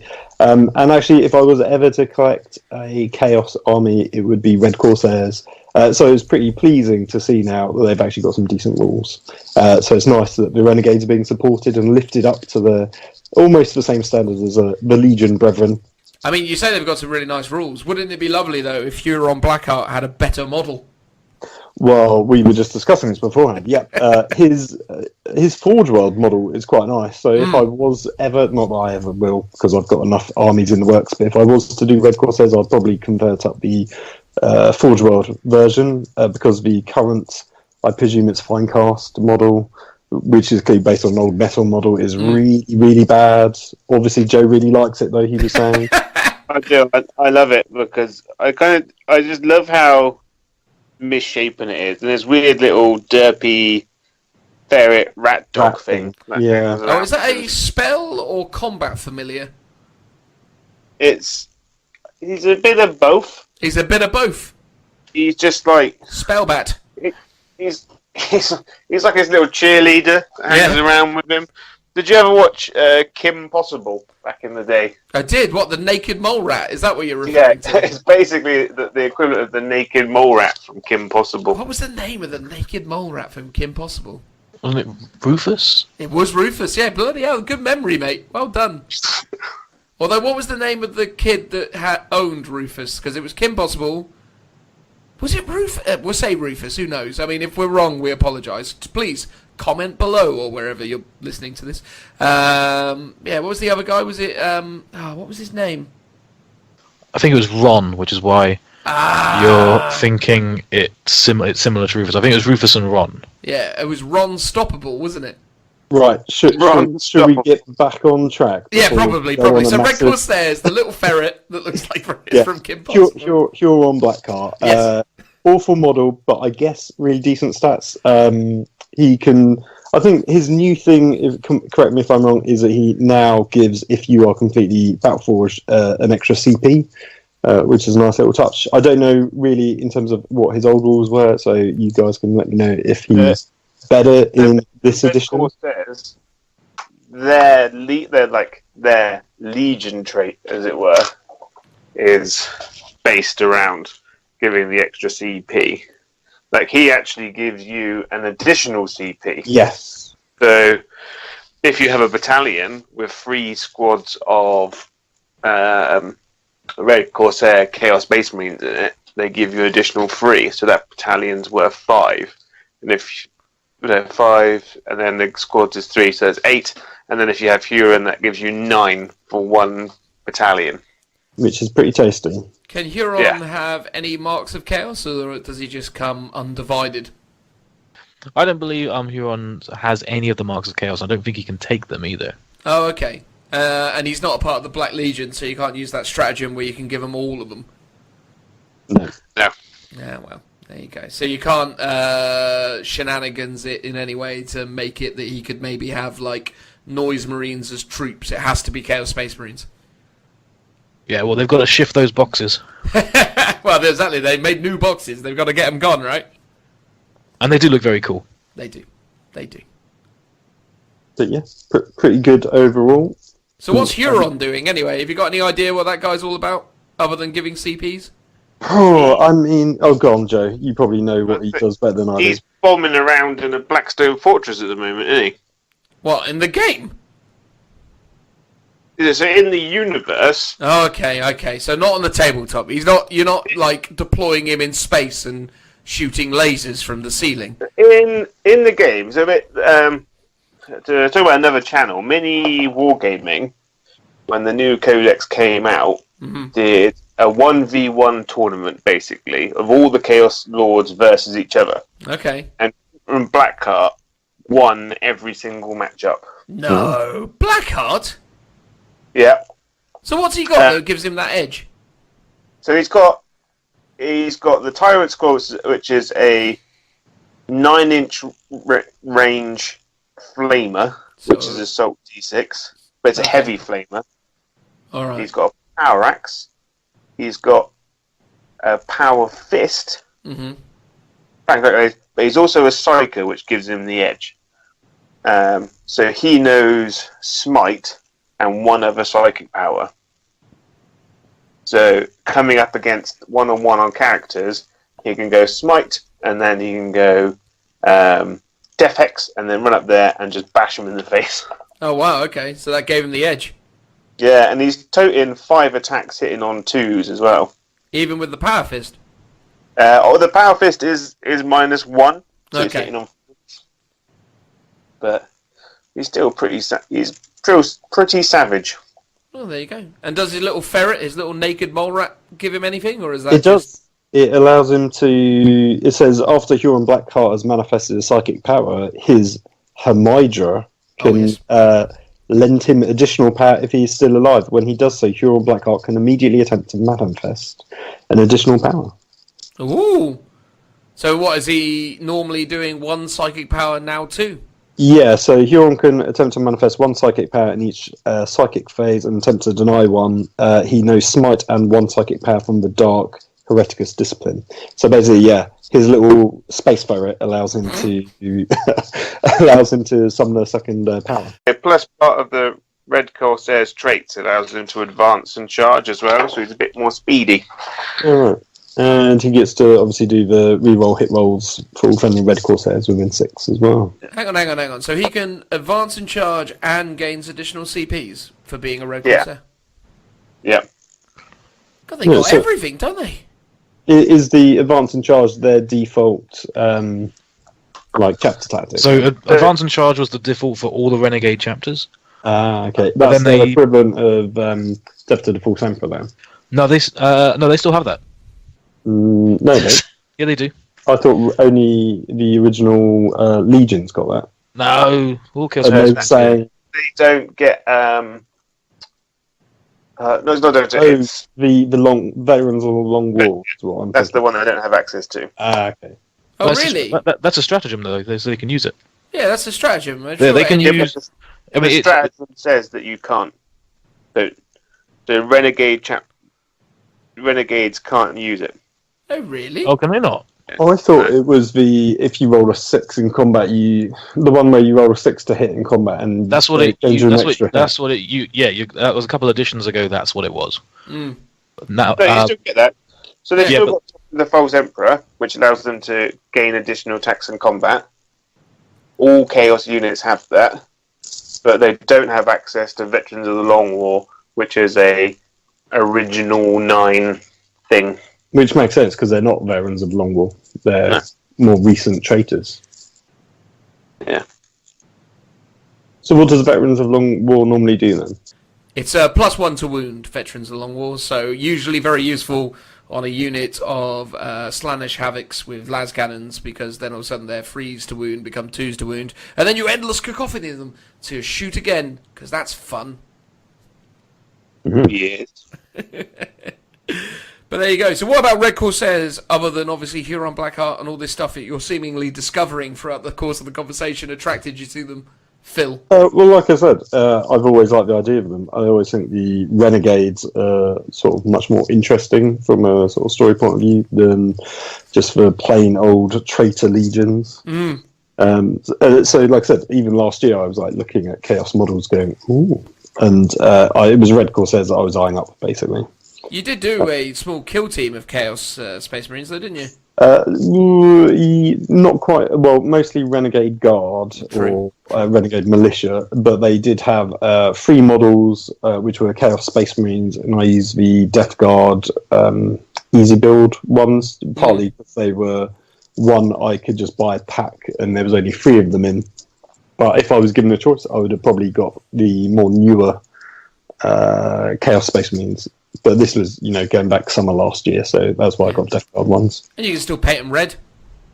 Oh, I could do, or trade them in and do some Red Corsairs. But ultimately, I really wanted them as a standalone Renegade Militia, and I wasn't that fussed about Chaos. It was more because how Kill Team is structured, and it's quite limited. I was like, okay, I do need some Space Marines. Yeah, no, makes sense. Makes sense. I mean, the Red Corsairs sound really super interesting. I think obviously the fact that they can take up a lot of CPs or add a lot of CPs is definitely cool. add to that the whole advance and charge stuff, I think it sounds... I wouldn't be surprised if you get people taking them a bit like the Loyal 32, the, I don't know, Spiky 17 or whatever it's going to end up being. Ultimately taking 3 5-man Space Marine squads plus 2 characters. I guess one of them could even be Huron. And then you've got a bunch of CP to add into your other Chaos factions that you take for your army. I am curious with Huron as well, that if you did a simple head swap with him, because I always feel, looking at the model, it's that weird, gaunt, flabby face that he's got. I know both gaunt and flabby don't normally go together as statements, but they've managed to achieve it somehow with this model. It's quite incredible. Well, you could quite easily take Abaddon, even though he's now much bigger of a beast, but he's got that similar claw and almost like pose with his hand, and then you just want to swap out a sword for an axe. But he's wearing Terminator armour, isn't he, Abaddon? Oh, details. Details. You could probably use the sergeant from Shadow Spear. He's got an axe hand, and he just replaced the plasma pistol with the power claw / power fist. He hasn't got a power axe though, has he? He's got a chain axe, so it'd be a bit of a job. Or you could maybe do the Black Zone Fortress captain guy. He'd make a good Huron, wouldn't he? Actually, and obviously he had a thunder hammer, but you could do sort of a swap on the head to turn it into an axe. I guess you've got the power claw as an extra issue, but it's not very visible because he's holding the axe in both hands, so maybe you could get away with it. It's the flamer addition to the power fist that gets kind of complicated though, doesn't it? Because then you've got to try and kind of model around that, and there's no widely available heavy flamer power fist kind of combos in plastic that I know of. There's the Terminator power fist with the melter gun for the old Deathwatch stuff that did the rounds. Well, it's not a traditional flamer. Like, if you look at it, it's sort of spurting out the palm of his hand. So if you've got any sort of power fist that's closed, you can just be like, well, it's there, but it's not visible. It's like it's on the inside. Yeah, just put some tubes into it and just go, yeah, it's there. Don't worry yourself. It's all going. Back in second edition, I converted up a model of Huron Blackheart. I don't know if I have it still, but I kit bashed it. Would be the polite way of describing it now, but it would be best. The results would be best described as poor. I had a heavy flame. I had a lump of plasticine, which I stuck 4 daggers into, and then I strapped a heavy flamer to the outside of it, and I said there you go, that'll do. That's Huron Blackheart right there. And then I stuck some fuel tanks to his back with a little, and then I put a bit of string. So that was my first ever conversion. I would love to see that one day. If ever you could find that anywhere, that would be a thing to behold. I remember my mate had a Chaos Space Marine army back in school days, and he did some mad Lord conversion where he'd kind of given a skeleton face to some character, and it just looked absolutely awful. And he took it into a Games Workshop to play a game with, and obviously the store staff were being very encouraging and very nice because he was a young lad. Well, I say young lad, he was about 14 at the time or whatever, and he wanted to come in and play some games and the rest of it, and they couldn't help but sort of break out in laughter when he revealed this god-awful, conversion that he made. So, yeah. I mean, don't be discouraged. Always express your creativity, but, yeah, sometimes things that you thought were super cool as a kid aren't so great when, in the cold light of adult life, I suppose. But there you go. The Red Corsair sounds super cool. Rich, what do you like about Chaos Space Marines Volume 2 and or supporting documents? So one thing I'm particularly excited for, and I didn't think I would be, because I'm not usually interested in pieces of terrain, because they usually just end up being grey or boring, but I am really interested in the Noctilith Crown. The new giant circly spiky glyph building that you can have for Chaos. Part of a Blackstone fortress? Probably. Yeah. It's made of Blackstone. Oh. Yeah. There you go. There is some flavor text I should have read beforehand, but fortunately Joe had. So Joe was able to bring that in, but it does look really cool. It's not often that so often when there's like a scenery you can buy for an army. I'm not a big fan of it. Like the Eldar have had one. The Nurgle had that weird bush. That's brilliant. Which you could summon. I believe you can summon that. I've not got too much into Nurgle.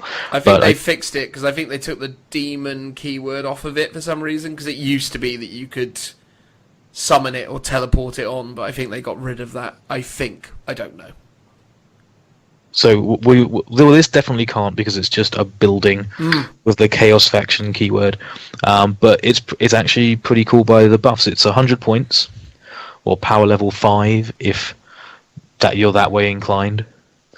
But it's really cool. The basic ability is that any psychers who are within any enemy psychers who are within 24 inches perils on any double, which is awesome. And it also has a special aura, which gives all chaos units that are within 6 inches, so wholly within. For the just to be very clear, in case this is in a quiz in the future, chaos units wholly within 6 inches gain a 5-up invuln, which is really cool, because means you can put anything there that wouldn't normally have a 5-up invuln, and it can have a 5-up invuln. Yeah, Also, and the model itself is huge. It's crazy huge. but wait, there's more, Joe. There's more. There's also a buff to friendly psychers, who can add all their range of their abilities is increased by 3 inches. No, they're chaos psychers within 6 inches. Can re-roll their psychic test. Their psychic test. But wait, there's even more than that, which is that the 6-inch bubble increases by 3 inches every turn. So it starts at 6 inches, then it's 9, then it's 12, then it's 15 on turn 4. If there's a turn 5, it's 18 inches, and those buffs apply. So it's a really cool building that means that you can be, if you are using it for the buffs as the Chaos player, they are getting further out, so you don't have to stay in your deployment zone. You can slowly get further out, and it also means it's just something that the enemy can't just ignore. They have to shoot it, because it's going to be a problem later on. And it has toughness 8 with 14 wounds, a 3-up save, and it is a Chaos unit, so it also has the benefit of the 5-up invuln that it generates. So I think that's a really cool thing to add to a Chaos army. I totally agree. I think the fact that the aura increases by 3 inches a turn for everything bar the one that negatively affects enemy psychers is pretty incredible. So you can obviously by turn 3 this thing is going out 12 inches, and then 12 inches by turn 3, 15 turn 4. So this in combination with like Havocs hanging around like the back table edge is actually really frustrating, because it just makes them even more survivable with that 5-up invuln, which is pretty crazy. I think, because we were talking a minute, Havocs aren't going to be hanging around it, I don't think, because now they can move and shoot. I think it's going to be things like Dreadnoughts. Dreadnoughts? You can fit a lot of Hellbrutes around that thing, and just giving them las cannon missiles, they'd be quite efficient. I think one other cool bonus for it that is not expected is Chaos Knights will gain a 5-up invuln in combat if they're next to it, or within this aura, which is often Chaos Knights aren't particularly competitive compared to their loyalist brethren, because they don't have access to all the different traits and stratagems. However, anything with the Chaos keyword gains that 5-up invuln, and it's against shooting or close combat. It's super annoying as well that you can re-roll psychic tests, right? Because obviously you've got some really pricey but very important psychic tests that you want to get off early game, such as getting that big unit to warp time across the table and things like that. So with some clever positioning of this in conjunction with one of your psychers and the relative decent range of warp time, you could probably, again, having that re-roll is super useful, right? I mean, that's well worth it for 100 points almost on its own, I'd say. I can I can see a lot of Thousand Suns players picking this up. Yeah. Yeah, big time. That's gonna be- Because it's a building, can it actually claim objectives? No, not that I'm aware of. Although then, you deploy it. Could you also give it a cover save if by some miracle you could put it wholly within a ruin and obscured by 50%? Well, yeah. It'd technically be a vehicle. Well, all buildings have the vehicle keyword. This So- one and does has as a well. stat Yes, line. it does. Yes. So it would be quite. I mean, I'd assume so then. Well, exactly. I mean, you'd have some job. It towers above Abaddon. It towers above Imperial Well, no, Bastions. but I mean, the new ruins are pretty big, aren't they? They are. So you potentially probably- squeeze one. It's probably as big as a knight, I'd say. Yeah. It looks pretty tall. But, you know, if you're playing at home and you want to be ultimate cheese, build a ruin that's perfectly shaped for this thing to sit in the middle of. You'll have a great time. Make the best of friends that way. I'm sure you would.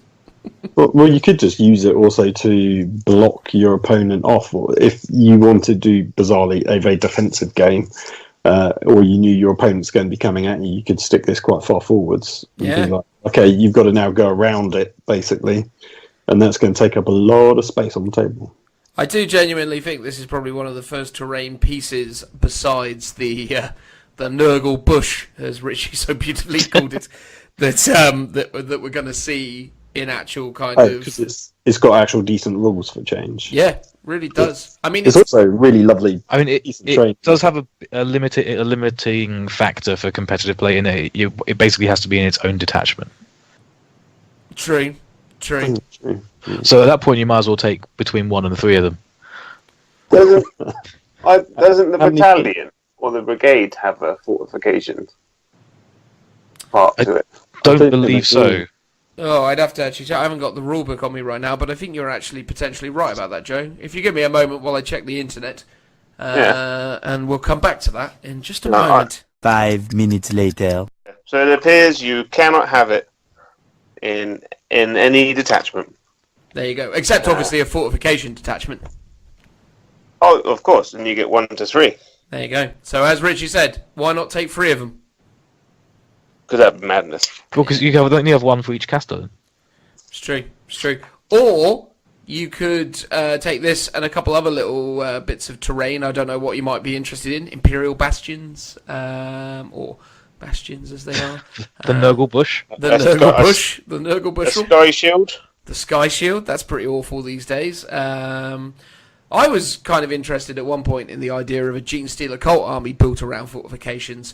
But as it transpires, that would have been more of a 7th edition idea. And I didn't do it in time for the end of 7th edition, and I don't think it's that good in 8th to make it make sense. But this shows potential, and it's really good that it looks like the Stargate, isn't it? I mean, that's something. Yeah.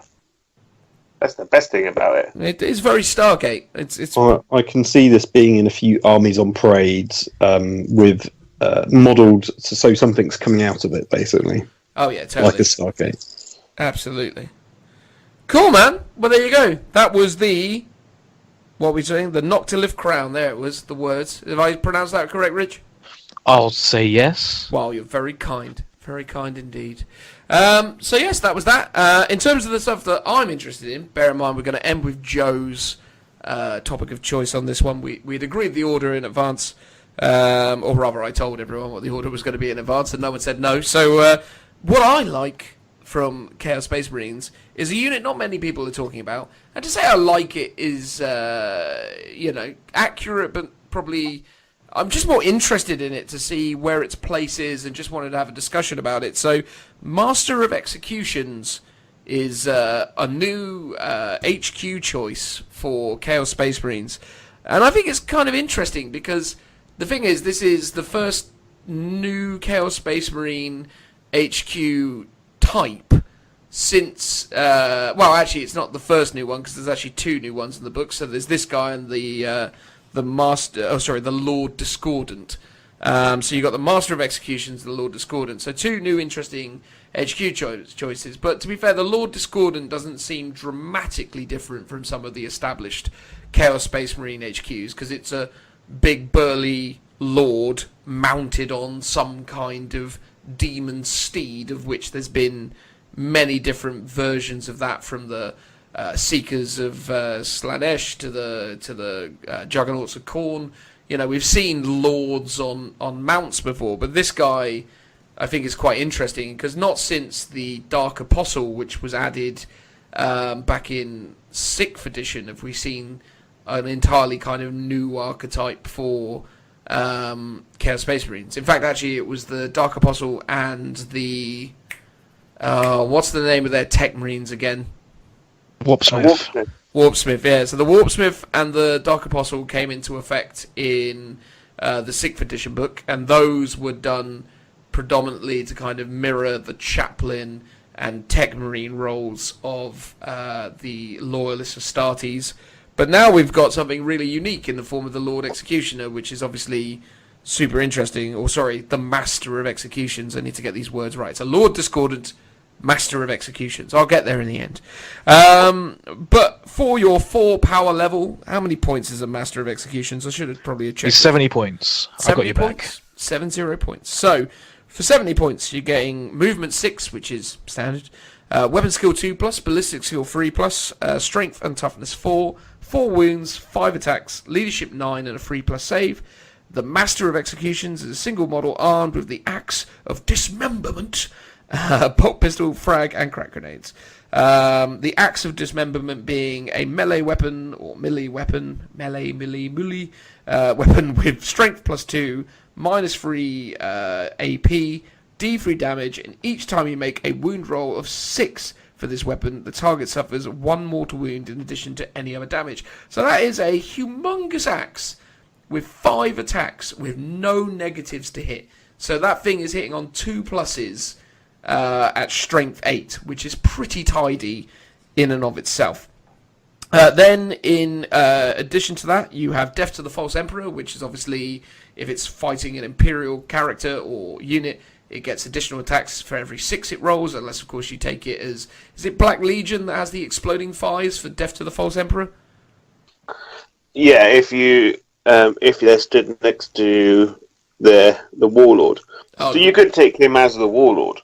You could do, Right. He is a character, so you could give him that. Interestingly, there's a Warlord trait where you can have it that any 6s actually... any 6s become... a mortal wound as well, so you could actually have an exploding 6 on top of an exploding 6, in the sense of you could have that Warlord trait and this, so every 6 did 2 mortal wounds, which is pretty crazy. So that's quite cool. I think we're going to see him either taken with Black Legion to get the explodingness, because like if you take him with Black Legion and then you use something like Veterans of the Long War, so he's got exploding 5s instead of 6s. Oh yeah, because they're +1 to wound, right? Yeah, and if he's not your Warlord, but he stood next to someone that grants that ability, then he'll be exploding 4s, which is pretty nice. Or I think most likely you'll see World Eaters players taking him. I don't think you'd get exploding 4s on the to wounds. I think that would only really come about if you took a Dark Apostle and gave him that prayer that gives him an additional +1. So you could make it that he's got exploding 4s for mortal wound purposes, which would be pretty crazy fun.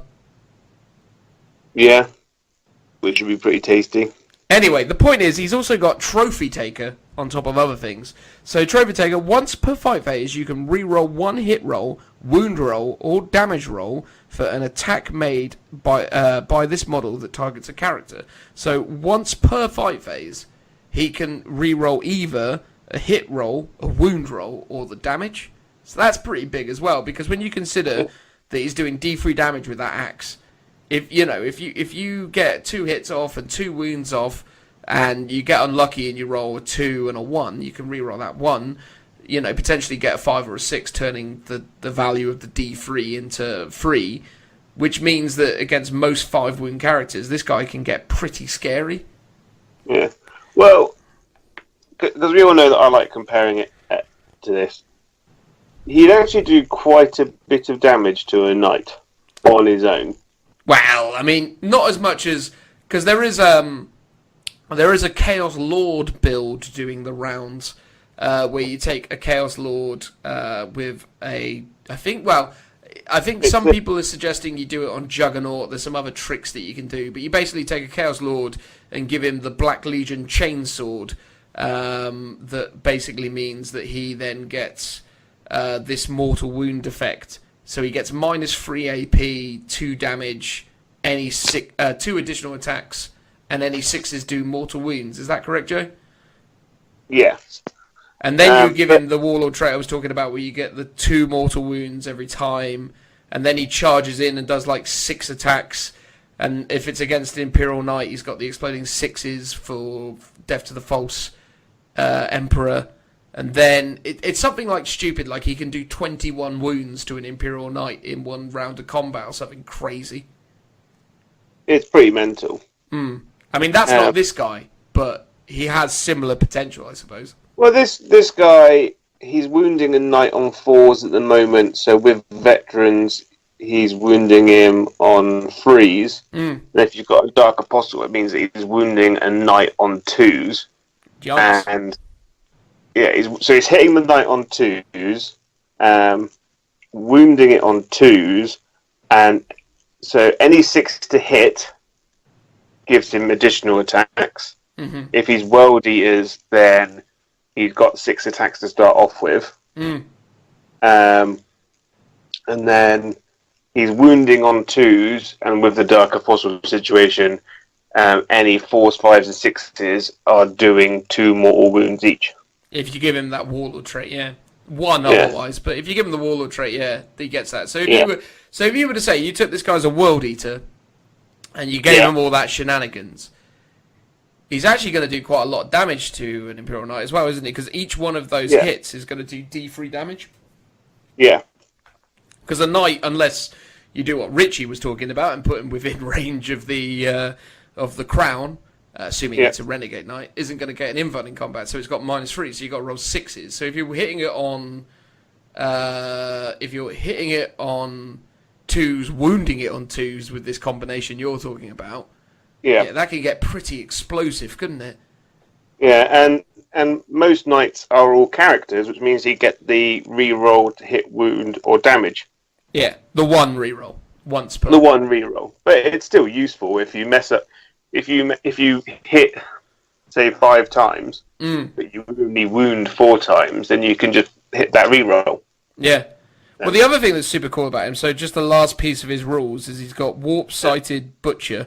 So after the enemy has completed all their charge moves, this model can perform a heroic intervention if it is within 3 of any enemy model, or 6 if it's of any enemy character. If this model is within 6 of any character, it can move up to 6 when performing a heroic intervention, instead of 3, as long as it finishes within 1 of a character. So you could be well tricky with this against some knight players as well, who haven't even declared him as a target, and you could run in. God, actually think about that for a minute there, because he could go in, not be declared as a target, so not be attacked, get his, again, we'll say he's World Eaters just for the sake of this argument, so he gets 6 attacks, hitting on 2s, wounding on 2s. He can't re-roll, so we'll say he hits 5 times, wounds 5 times, being super generous on the way we've stacked this. Those 5 will probably then also have 3 mortal wounds, which were double stacking, so he would have done 6 mortal wounds for the 3. The Imperial Knight, let's be super generous and say it passes no armor saves, will then take 5 D3 damage, which are, if you average that out to 2 apiece, is another 10 on top. So this guy could run in and go 16 damage to an Imperial Knight, and then you could make him go again. And that's without even factoring in the fact that you would have got extra hits for rolling 6s to hit in the first place. On that, I would say I think he's actually best as a flawless host. Oh, okay. Because so partly because I'm a closet Emperor's Children fan, and hoping they finally get their own codex, and they might now they're getting some demons finally. But the flawless host warlord trait, well, their legion trait is that they basically get veterans of the Long War against everything, and it's 2 attacks if it is a loyalist. So But also their warlord trait is that when that procs, it does 3 additional attacks, not just 1. Oh wow! So what? You could take him as a warlord and have exploding. So you've got exploding 6s against anything in the game, Yeah. and each of those 6s does 3 additional attacks. What? Pretty tasty. That would be crazy, man. And the thing is this guy is. And then to top it off, just icing on the cake is you give him the slightly nerfed intoxicating elixir, which is Slaannesh, which is a Slaannesh relic, which gives you +1 attack and +1 strength. Here's the thing, though, right? This guy is 70 points, and this was the sort of point I wanted to get across with him.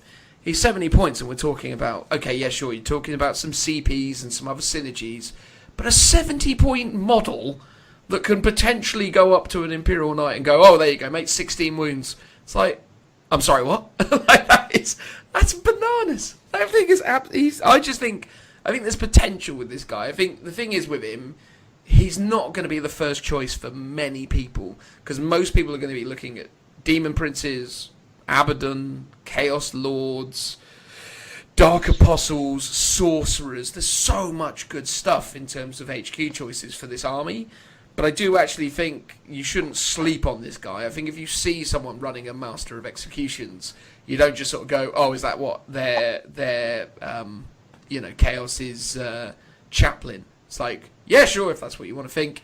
And then before you know it, bam, there you are. Because I mean, this guy will wreck a lot of characters in the game. Like, there's not too many people who want to get charged by this guy or heroically intervened by him. And I doubt anyone will ever remember his 6-inch heroic intervention thing. So I think you could do some really cheeky shenanigans with him. I mean, okay, don't mislead your opponent. Don't create a situation if they ask you or allude to, can he heroically intervene? And you could go, oh, I'm not within 3, as if to sort of suggest that that's an appropriate answer. Like, don't do people over like that. But at the same time, if no one takes the time to ask you, they sure won't forget when it happens to them. Because, I mean, if anyone's ever played against a good Space Wolf player, heroically intervening 6 inches can be really annoying. Yeah. It's one of the more unused things by Custodes players as well. So, like, most of their army can heroically intervene 6 inches. That's true. Is that true? Is that a Custodes thing? Yeah, there's a warlord trait that allows your units within 12 are able to heroically intervene. And they can heroically intervene up to 6 inches? Yeah. Wow, I had no idea that they could do that. Yeah. Also, most Custodes armies are free jet bikes, commander things now anyway, so they can do it.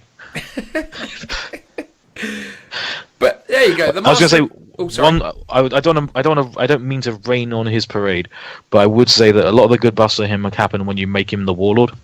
Yes. And the drawback with that is that he only has 4 wounds and toughness 4, and he has no invulnerable save. That is true. That is absolutely true. He will, if they've got scouts or they've got a Vindicare, he's not going to be lasting very long because he's going to have a big target on his head as soon as he gets that warlord trait. So I think we need to. I'm going to be going away to find out, is there a way you can make him awesome without making him the warlord?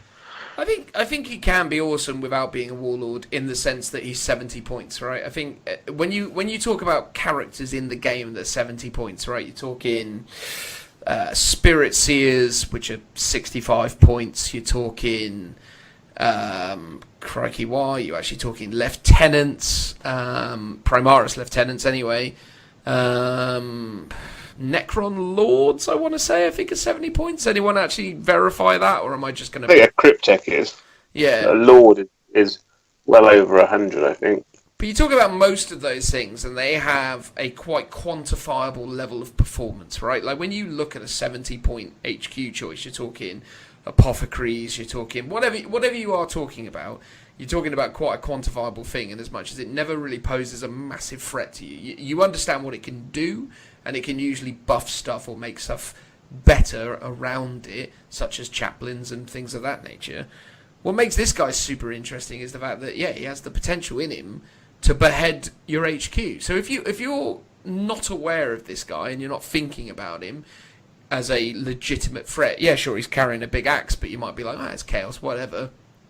I think he could he could turn around and cause you a bit of a headache, as it were. No pun intended, obviously, in terms of him being the master of executions. But he could definitely, in the hands of a good player, under the right set of circumstances, he could definitely sneak a very significant kill out of a game and do something really interesting. So yeah, for that I think he's cool. I think again he's not the best thing in this book, but I don't think people should sleep on him. I think he's got options, and I think for 70 points, it's a really cheap HQ choice that could do something interesting. But as you say, Rich, I mean, I'd love to hear if you could think of anything other than making him a warlord that could make him super killy. I just quickly looked up the only comparable. I mean, he's the cheapest HQ choice for Chaos at 70 points, which is the same price as the Exalted Champion. If you remember that other HQ choice that nobody uses, but whose buff was the whole thing of the Exalted Champion was that he could re-roll failed hit rolls against characters. Failed hits against characters. But interestingly, he did have an aura which was re-rolling wounds in the fight phase. So they might be an interesting double team to have. Well, exactly. The two underrated, cheapest characters together. You know, you pile trash together, it gets valuable, maybe. I don't know. It's one of those, like, world's most obscure Supreme Command attachment. It's a Master of Executions, Exalted Champion, and a Dark Apostle. Yeah. It could be interesting. I think, again, I just thought it was worth talking about him because I've not really heard too many people go into any great lengths about him as a character. And, you know, I think the model's pretty cool. I think, you know, again, there's an alternate head option for it where you've got like this half-eaten face or the more kind of iconic kind of executioner's mask, which I think is probably much more the version that people are going to go with. I just think it's a cool addition to the Chaos Space Marines. When you consider everything that they got over the course of the last couple of weeks, you know, I doubt too many people went out and picked up this model. I doubt too many people are planning armies around it. I don't think you should plan armies around it, but I can't think of, if you're looking to fill out even like a Red Corsairs, as you say, battalion, he's a cheap HQ that actually could do something quite interesting on occasion. So, yeah, that's my perspective on that. To close out this segment, let's hear what Joe likes from Chaos Space Marines. I have chosen the humble Havoc Squad. I hear they're good, Joe. Yeah, they're not humble anymore. They're out and proud and shouting about how awesome they are. So they've had two hugely noticeable upgrades now. They are toughness 5, so they're Death Guard now, basically, and they can move and shoot heavy weapons without any penalty, which is massive. Huge. So I think Games Workshop have said, we don't see Havocs anymore. How can we make them good? And they went, have this stuff, and now I think we're going to see them all the time.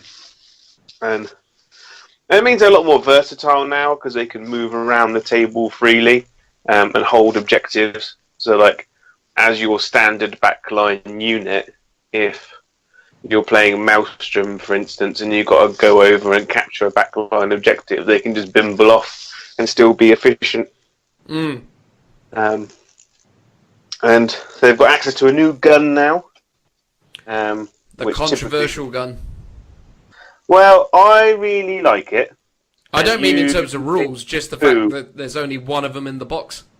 Oh, yes, that is the controversy. But that's how you make money, by only releasing a really cool new gun, only giving one of it in the box, which means that people have to buy 4 boxes. Actually, they only need to buy 2 boxes because I hear autocannons are back in the meta. Isn't that right, Dan? Well, I mean, look, I'm only making a bold statement based on what I see as the useful things of Havocs. If I was running Chaos Space Marines, I would use autocannons, and I think I made that point quite clear in the last episode, just because I think mobility and range, or range, is a brilliant compensation for mobility, and I think there's a lot of very powerful units in the game that have 2 wounds and a 4-up invuln that really wouldn't appreciate being shot by an autocannon. So Yeah, that's where I came from on the autocannon front. I think as long as you've got range and as long as you've got consistent damage and you can deal with most things, I think you're a more versatile and useful unit. I love the rotocannon. I think it's a really incredible thing. And don't get me wrong, in the right set of circumstances, you're going to really butcher something with that. I just think it's a lot of points to invest in a unit that is only ever going to go forwards to die and is quite one-dimensional. When I play a game of 40k, I'm playing 5 turns, and if I value a unit based on how survivable and how much damage it can output consistently through 5 turns. I look at a unit like Havocs with rotocannons and I go, yeah, amazing for 1 turn, worthless after that, and that's essentially how I look at that unit and why I think the autocannon is better. But that's mostly to do with my playstyle. People have different opinions. That is mine. So there you go. I think, personally, you're best running 3 units of Havocs in your army, and you have 1 las cannon team, 1 autocannon team, and 1 unit of these new Gatling cannon guys. Because of the new detachment that's in the Vigilus Ablaze book. Oh no, I lost the blooming page already. Solid. Oh no, Devastation Battery on page 181. Basically, you pay 1 CP to make your detachment a Devastation Battery, and all Chaos Lords, Warpsmiths, Havocs, and Obliterators get the Devastation Battery keyword. And then what that means is they get a Warlord trait for the leaders as reroll to wound rolls of 1 for attacks made by friendly Devastation Battery units that are within 6 inches of Warlord if they target a vehicle. Which is pretty cool. Which is super good. And if you absolutely love Iron Warriors like I do, it means they are now like they were in 7th edition. That's true. Because it basically gives them tank hunter now. So if you have your little bubble of guys in a 6-inch circle around a Lord, giving them reroll 1s to hit and wound, super good. So am I to assume that all your Havocs are going to be painted silver? Yes. So you're going to have Black Legion, a battalion with Abaddon, and then a unit of a detachment of Iron Warriors to go with them. Yeah. Oh, Joe. Souping it up. I'm pretty sure you used to say, "Oh, I don't like all this soup," and now look at you. Well, it's not. Well, technically, if we're going to be, a story-driven army, and we like a little bit of fluff, it could be Chaos Undivided. Well, that's the thing with Abby, is he's allowed to take anyone that he wants. Yeah, because he's doing a crusade and people want to join him. Yeah, and in the Vigilus book, Iron Warriors are there. They were actually there before him. So, and then what I'm probably going to do is I'm probably going to chuck in a Night Lord's attachment as well. So it'll be all funky, skittle colours. It'll be lovely. And what's your Night Lord detachment going to be? 3 Demon Princes? Yeah, why not? It's going to be Raptors. Why not 3 Flying Demon Princes? I can take those as well. Because they still give you the minus leadership debuff, and they're Demon Princes. They're horrifying. Yeah, it's pretty good. But anyway, that's not what we're talking about them. Let's talk about Devastation. Havoc's Devastation Battery. Yep. Boom. They've got 1 great new stratagem for this detachment, and 1 flipping awful one. So we'll start with the awful one. Basically, use a stratagem at the start of your shooting phase, pick a Devastation Battery unit from your army. You can reroll damage rolls when you target a building. Unfortunately, no one uses buildings. Well, you say that. We were talking before about potentially people using the crown, so you never know. If you go against another Chaos player, which is potential, then it would be kind of useful. But we all want these other stratagem, which is 1 CP. Use a stratagem at the end of your opponent's first movement phase. If you did did not have the first turn, pick a devastation battery unit from your army. That unit can shoot as if it were the shooting phase. So, which is super powerful. So like any Yunari player will say, if you get extra shooting, it means your army is generally a lot better. It's almost too good for 1 CP as well, isn't it? Oh, it's huge. The thing is, if you're playing competitively, most competitive players would normally say you want to go second anyway, because most of the objectives are scored at the start of the game turn. So you want to go second so you can counter your opponent's movements and like shove them off objectives and stuff. So, and I think if you're taking 3 Havoc squads, you take a unit of las cannons, a unit of rotor cannons, and a unit of auto cannons. So depending on who you're playing against, you've got 3 good weapon choices to choose from. So if you're going up against an orc player who set up his 3 units of boys, and he's moved them all forwards to get a charge, or it's going to jump them, you can just use your rotor cannons just to wipe them off the table. If you're playing against a knight player, use your las cannons and try and basically knock that knight down a couple brackets. Unless you're playing against like a Primaris player or someone using custodes, for instance, you're going to use the auto cannons. You basically suggesting that everyone buys about 4 boxes so they can run squads of absolutely everything. Well, technically, you only need to buy 3 boxes. Oh. Well, no, you need to buy 4 if you want to get 4 rotor cannons, don't you? That's true. Or you just buy the 4-jog rotor cannon, and it's all fine. Well, indeed. Or alternatively, you do buy 4 boxes, but then you kit one up in. Because you might want to do a missile launcher unit as well. I was thinking about that because we talked about it in the last podcast, and I did actually think in retrospect missile launchers probably do have a place as well, because I didn't realise, or I had forgotten, that they'd reduced their points to a flat 20 rather than 25, I think they were before. So they're actually a little bit more viable at 20 points, that's for sure. And I can never remember, because I've never actually used it, because I've never had a missile launcher in my Chaos army. Okay. Do they have the flak missile?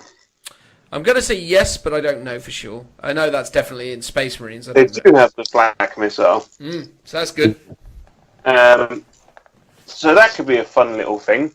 So if your opponent's using smash captains or whatever, and you get to shoot out of sequence, and you put a missile launch, like 1 missile launcher in each squad, then you can just throw out a friendly D3 mortal wounds at him.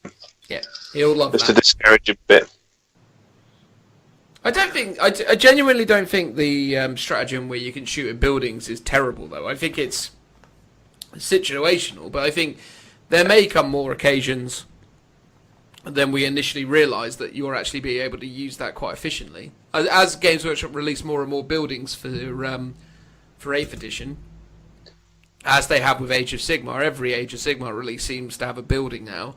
I'm sure we'll start to see the same going forwards as we have already with 40k. So, yeah, I'm fairly confident that building stratagem could become quite useful. Just not yet. Just not yet. You didn't mention, though, Joe, the Demon's Eye. Why don't you want to talk about the Demon's Eye?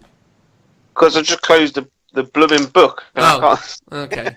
Well, the Demon's Eye is a relic that can allow a unit to ignore cover, Joe. But obviously you're getting that from Iron Warriors. That's the whole reason I brought it up. Yeah. I think that's the words exactly. Let me just read it for you. At the start of your shooting phase, pick a friendly devastation battery unit within 6 of the bearer. Any units do not receive the benefit for cover against the unit's weapons this phase. So again, you're not going to ever really use that, because I think most people will agree that this unit or this detachment is going to be Iron Warriors anyway, right? Yeah.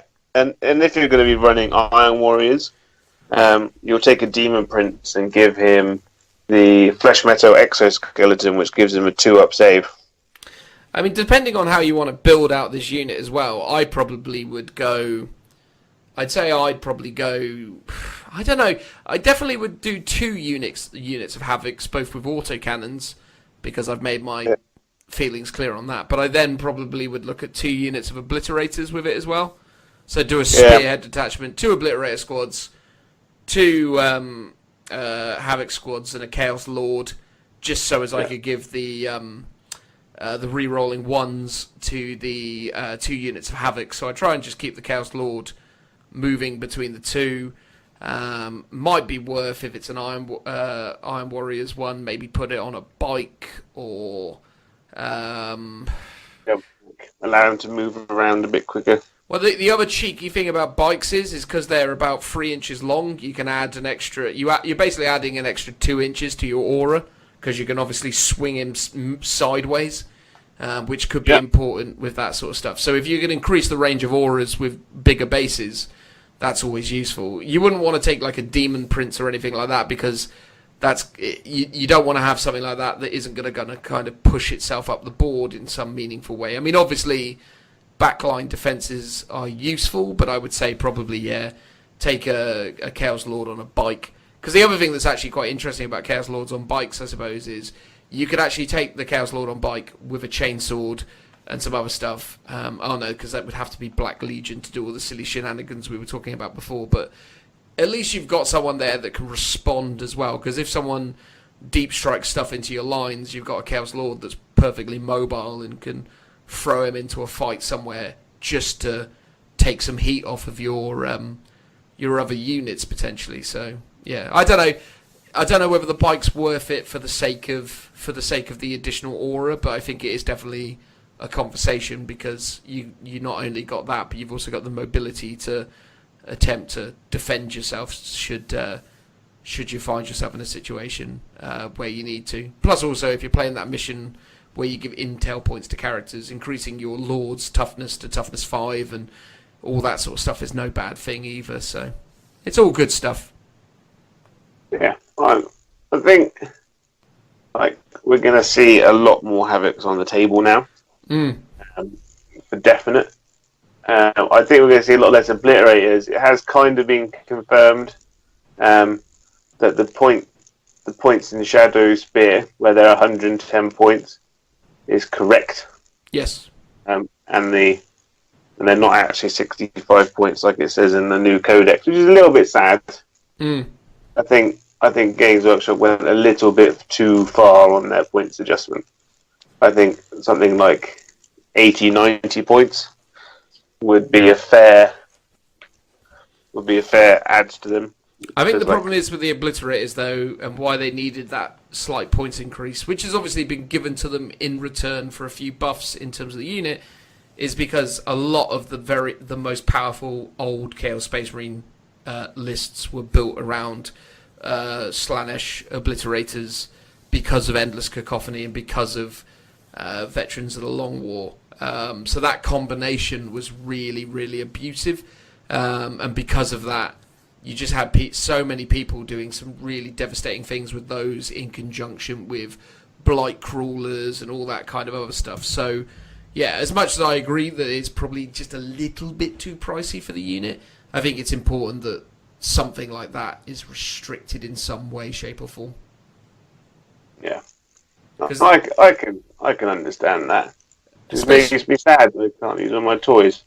It's true. I do agree with you on that side of things, but you still use them. It's just you just got to take a few less of them, or just accept that you've got to take a bit less of something else. But yeah, no, I like the sound of all of that. So yeah, Rich, what's your opinion on Havocs and all that fun stuff? I think they're really cool. I think heavy bolters are not getting a fair crack these days. I think they're very good, but I do know. I think I've tried to. I must have been silent and let Joe put you in your place, as I feel he did. But the rotor cannons are awesome. They are basically 40. No, is it 8, 16, 32 shots in one squad, which is kind of basically that's almost a Punisher cannon. It basically is a Punisher cannon shooting twice. So it's like having a Lehman Russ or a Vulture gunship on your side that can move and shoot, and that's really powerful. The trick is the trick that people have to do is how do you keep that alive? Yeah. because people are going to know that's a problem. And usually when there's something that fires that many shots, it's got at least armor or a high toughness. And that, to be fair to the Havocs, they do have toughness 5 now, which does make them a lot more survivable. But they are going to get shot, and you can't add the unit's now fixed size. You can't like add in extra bodies to sap up the wounds as you used to. So I think they're going to be they're very kind of glass hammery. They're really good, but as soon as they start losing models, your firepower goes down really quickly. Yeah. Again, I mean, you know, to talk about some of the most powerful stuff in the game, you talk about like say a Farseer on Jetbike. Now, obviously discounting the fact that if you move it in your turn 1 and it's this detachment, the Havocs could just shoot it to death. So again, even that in and of itself is actually a big buff, because all of a sudden, if you're an elder player like me and you're thinking, oh, I'll just move my Farseer up within 24, or rather within 18, so as I can smite Executioner of the unit, before you even get to that psychic phase, they can turn around to you and go, no, take all these shots. Although obviously they still have to respect the character rules, because it's shoot like it's the movement phase, so shoot like it's the shooting phase, which obviously puts character rules in effect. So as long as you position your flyers closer, because obviously you're always going to have flyers when you run Elder these days, you're still going to be okay in the grand scheme of things. But let's say, for example, you know, a unit like that, they're just going to get smited and executioned off the board in a oneer because you're putting them at that dangerous range. And that's always the thing I come back to.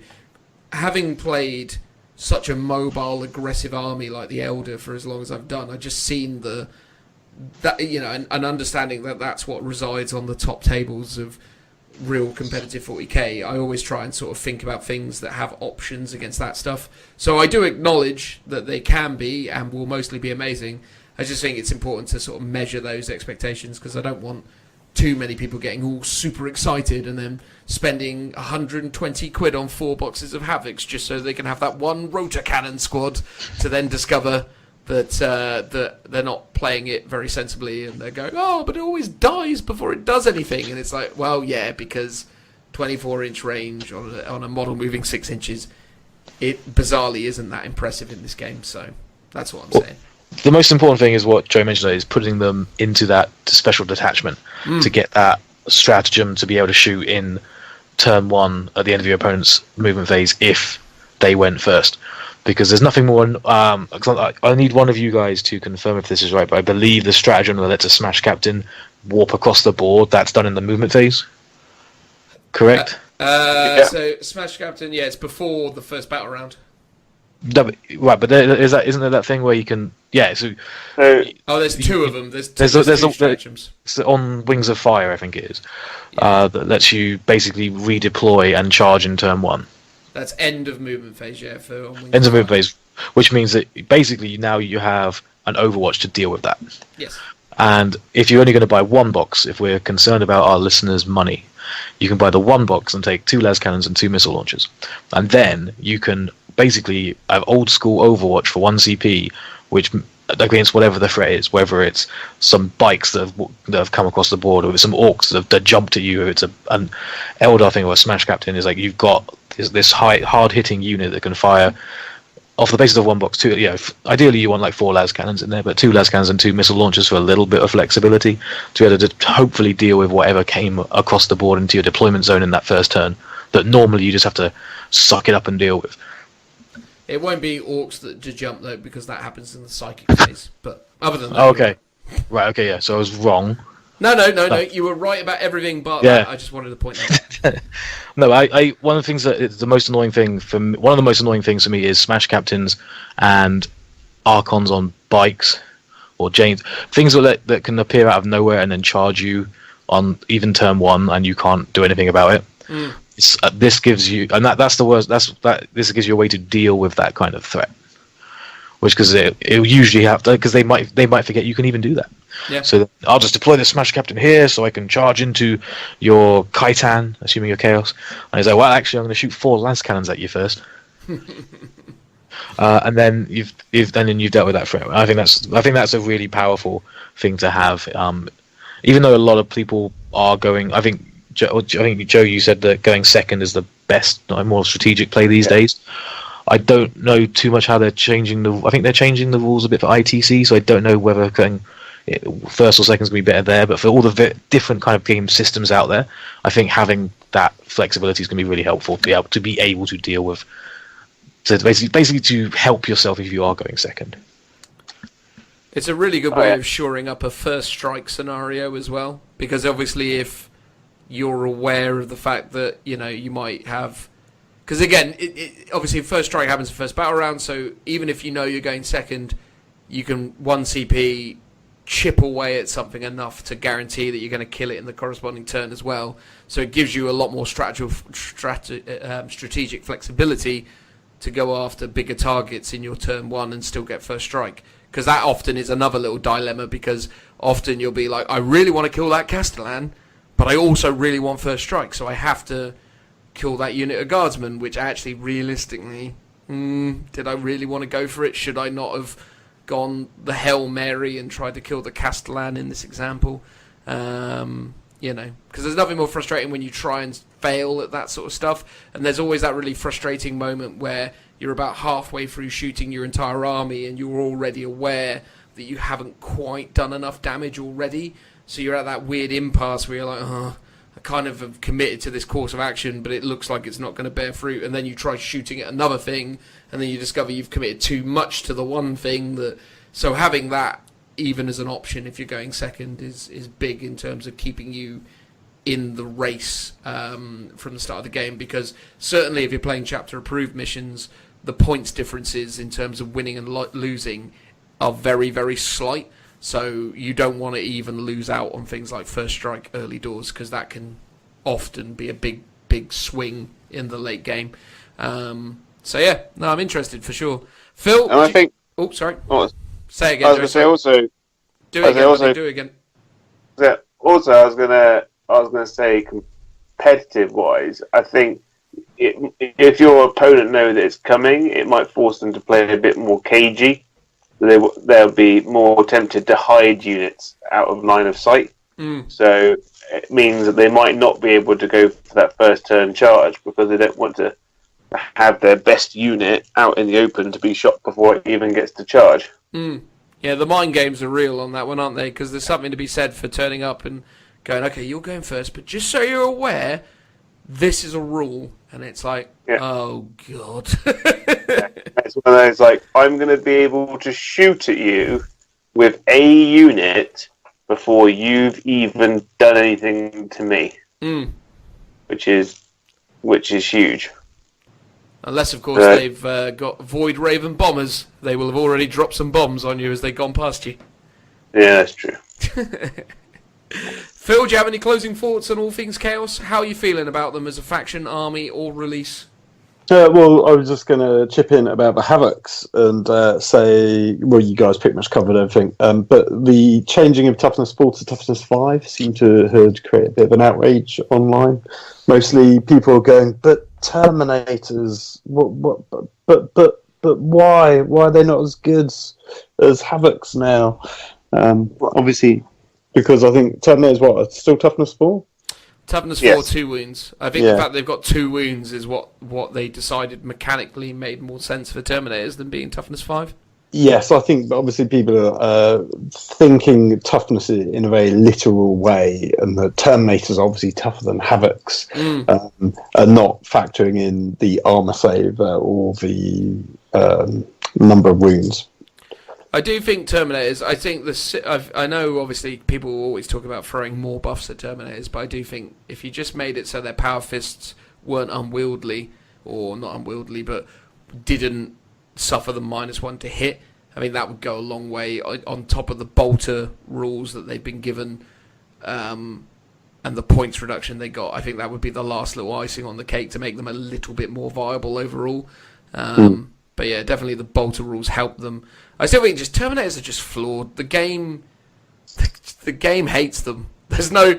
It's just, again, it's one of those game systems where just Terminators just never feel right within 40k, unless they're the Blightlord Terminators from Death Guard, or potentially the Rubik. What's the Scarab Occult Terminator? Sorry, from Thousand Suns. I think those two have got potential, but. Well, standard Chaos Terminators have got a good look in as well. Just because they're actually relatively cheap. Well, because you can just get power swords, can't you? Yeah, so if I go here... So a unit of Chaos Terminators, all with power axes, is 175 points. Crikey. Or 170 points of power swords. Or, I'm pretty sure you can give them all chain axes now. And chain axes are only a point. So what does that make them then? Because I think a unit of Space Marine Terminators with Storm Bolters and Power Fists are coming in at 175. So it seems odd that the Power Sword variant of Chaos Space Marine Terminators would be the same as that.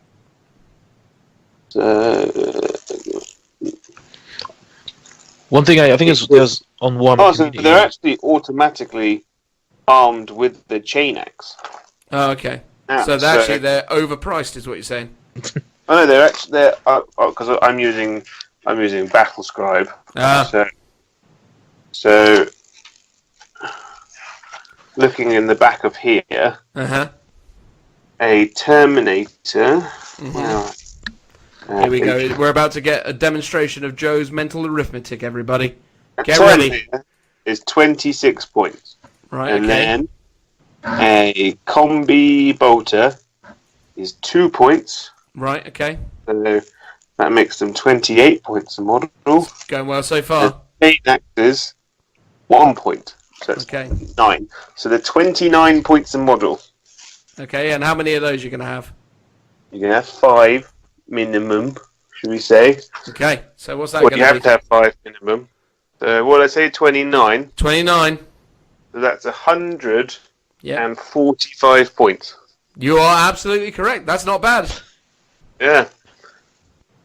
That is a super cheap unit that can deep strike in.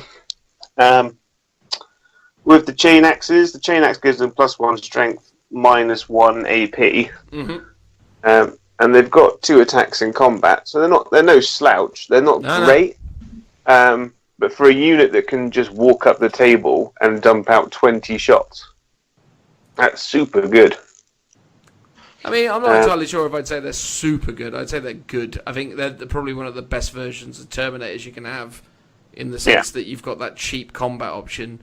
I think a lot of people would agree that if they could take the Space Marine Terminators with chain swords or something, or just no power fist at all, would probably be the preferred option. I mean, looking at the kits now that I've just pulled up on screen, it's going to be, again, this is the other thing, right? I mean, there's only one chain axe in the box, so it's going to be a bit of a kit bash special, but yeah. That's the annoying thing. You get the alternate way of doing it.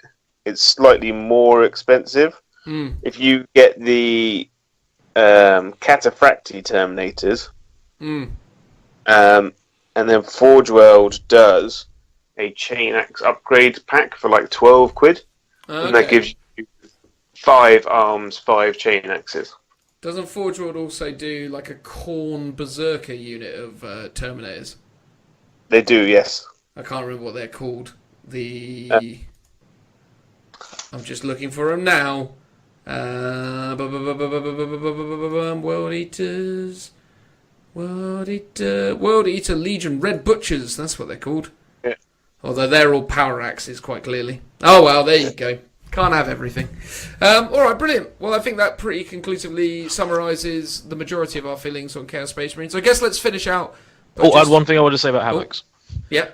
While you guys are talking, I was thinking about the Havocs, going back again to that stratagem, to fire in the other movement phase. I think that's actually one of the best anti-Castellan things you can have in the game.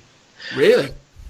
Because I was thinking about it, is that if you're a Castellan player, are you really going to want to... I mean, in terms of mind games, are you going to want to burn 3 CPs just for getting shot by 1 squad to rotate your iron shields? So you might not, in which case you've got 4 las cannons going at him, and all he's got is his regular... assuming he's got the iron bulwark, he's only got his regular 4 up to inland. I mean, that's still pretty good, but yeah, I agree. But I mean, it's rotate iron shields last for the whole turn. No, it doesn't. It lasts for the phase. Oh, sorry, yeah, for the phase. So you have to burn if that's how if you use that on him as a as the player with the Castellan, he's going to have to choose between, or she, is going to have to choose between burning 3 CP to have that free up in run, or just taking 4 las cannons at your regular save. Now that could be pretty. That's a pretty big question to ask, because they probably. Thinking about it, I probably wouldn't if it was me. I probably wouldn't rotate the Iron Shields, because in the next turn everything's going to shoot at me. But equally, if 2 of those las cannons get through, and by the odds, if you've got like a reroll buff aura with your Warlord by those Havocs, you're probably going to get 2 through, and that 2 can do approximately 12 wounds. Just call it 10. That's not enough to drop him a profile, but that's a significant amount of wounds you've caused on him. Yeah. Before and equally, if the dice aren't on his side, he's lost it. He could drop a profile in that first turn, so he might be tempted to burn those 3 CP to get those rotated Iron Shields on his own turn. You know what I would do if I was the Castellan player? I'd spend the 1 CP at the start to do the AbMech stratagem regardless and move, and then be like, oh well, yeah, fine, you did do it, but still I'm full profile, so get a load of this. Just deal with it that way. Oh yeah, there's that. But he has less CPs to do that if he's potentially burnt 3 on his first turn, which he probably wouldn't. No. What I'm saying is, if I went first, I'd just spend it at the start, because you can still do it. Oh, just in case I get dropped a profile. Yeah. That is a cheaper way of dealing with that potential problem. Yes, but but that's me thinking about it based on the scenario that you just presented. Had I not actually thought about that based on this conversation, it would never have occurred to me to do that until maybe the first time someone did that to me. But yeah, so there you go. Sorry, I'll let you do your wrap up now. No, mate. It was an interesting insight for sure. But yeah, I was just going to say, I think just the closing thought. How do we rate them overall, Chaos Space Marines? Joe, are you happy with the new Chaos Space Marines? I am super duper happy with them. They've got a lot of stuff to make them better. I don't think we're going to see them on top tables still, though. No, I don't think they're going to be up there. Didn't someone with Chaos Space Marines or Mixed Chaos, or maybe it was Chaos Demons, didn't they win Adepticon? They were demons. I think it was pure demons. Okay, fine. Okay. Well, there you go. Joe's in favour of them. Phil, what's your opinion? Are you going to play Chaos Space Marines off the back of this release, or is it just nice to see for you? Well, I was never intending to get on the Chaos bandwagon, but it is really good to see, and I think it'll be good for Chaos players, especially from a mini point of view, if not the rules. I think it's slightly disappointing that the Chaos Codex probably didn't address some of the other issues in terms of their power versus the, for example, Elders Codex, in terms of the power creep in general of the codexes. So it's interesting that because of that, basically, if you look at Space Marines and people think they should have chapter tactics on their vehicles, it's like, that ain't going to happen. Or it seems very unlikely because they're not going to fix any problems with the codexes. They're just going to give you specialist attachments and maybe new units. So that's my sort of one criticism of the codex release. But I think the Vigilus stuff is all good and the models are all fantastic. Yeah. Richie, what's your vibe on Chaos? I think the models are really cool. I like they try to give a lot of flavour to the different renegades and the different chapters that they have. If it's no longer just like Chaos Renegades and that's whatever you painted it. You've now got each of these different. I'd like to play as a Khorne player or a Slaannesh player, but with a different flavour. I like that that's been added in. The models are all the new models. I think are really cool. I want to give two things I would want to mention is that because this is like the first time in 8 where they re-released a codex, as it were. Yes. I think they've done on the digital side of things. They've done a really good job because if you already own the Chaos Codex, you just got the new one.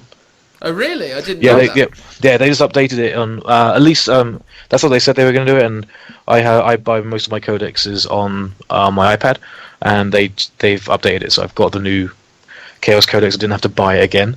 I know some people have in the comment sections across the internet voiced some complaints about that, especially in regard to that Vigilus has some information in that isn't in the Chaos Codex. So you basically have to buy both of them if you want the physical books, which is a little bit annoying that some of the new things aren't in the Chaos Codex. But I think the GW done a really good job of basically updating the digital ones, which is always a tough thing to do.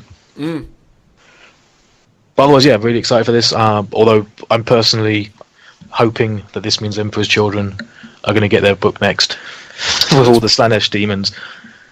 It looks likely with Slaannesh demons on the way for sure. Because you and Joe are going to be running. Well, there's a high likelihood you and Joe are going to be, running Chaos together at an upcoming Warhammer World Doubles event, right? Well, that was what I was thinking until Yeah. Joe literally just said he doesn't think that Chaos are top table, so maybe we should go in Loyalist. Nah, I want to do Chaos. I've just spent like 10, 12 plus hours painting Abaddon. But he's not on your list. Yeah. There you go. He's got to rewrite his list on that front. It will be fun, though. It will be fun. I mean, one thing I would say is I do like to try and get a list that shouldn't be top table or near the top table. Yeah. I am thinking like a Kaitan, a Master of Possession, a Lord Discordant, and one Greater Possessed. And just run them as a little blob at the middle of the table. You'll make all the friends with that one. Oh, no, right. It'll Probably be good. hilarious. So yeah, I mean, my closing thoughts on Chaos. Absolutely love what they've done with it.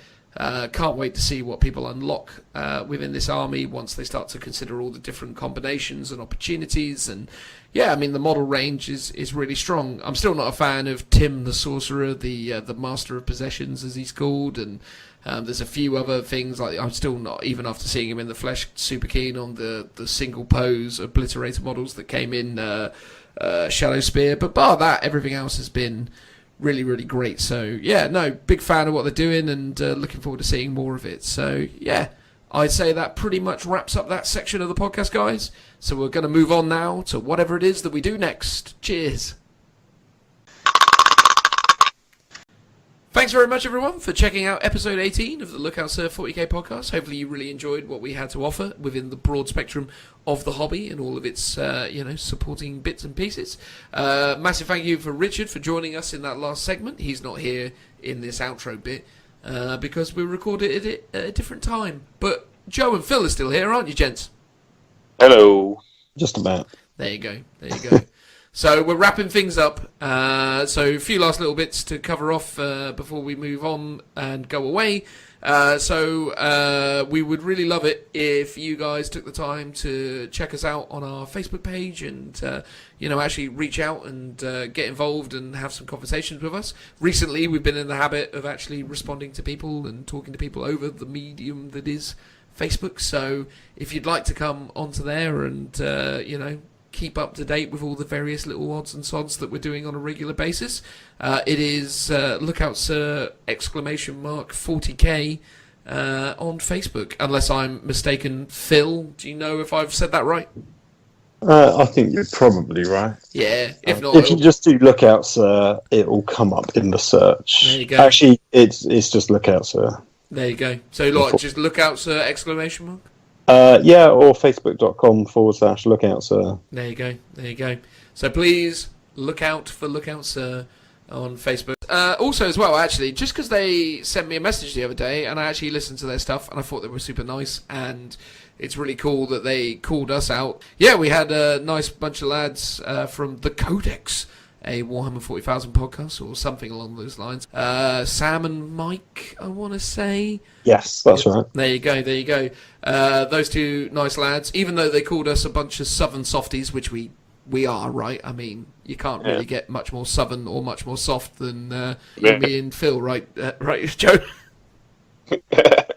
It is quite often cake o'clock, and so the softness is growing. Absolutely. Or half past cake, because then maybe the minute hand is pointed in a southerly direction, isn't it? Oh my god.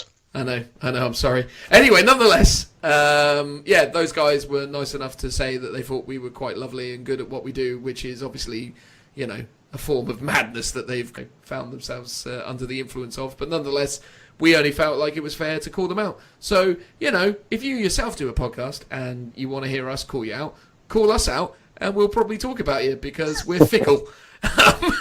And we're desperate for more attention. So there's that. Even though we just threw it in the end and hardly anyone probably listens to this last bit. But if you do, go check out The Codex, a Warhammer 40,000 podcast made by two rather good painters called Sam and Mike, who I'm guessing are from the north, because one, they called us Southern Softies, and two, they had one of those northern accents that, you know, a little bit jarring in the first instance, but you get used to it, you know. Don't let that, you know, concern you at the start. You get through it. It's great. Good stuff from them. Anyway, so that concludes episode 18 of the Lookout Surf 40k podcast. We hope you've enjoyed. Thanks very much, guys. Goodbye. Bye-bye. Bye-bye. Bye-bye.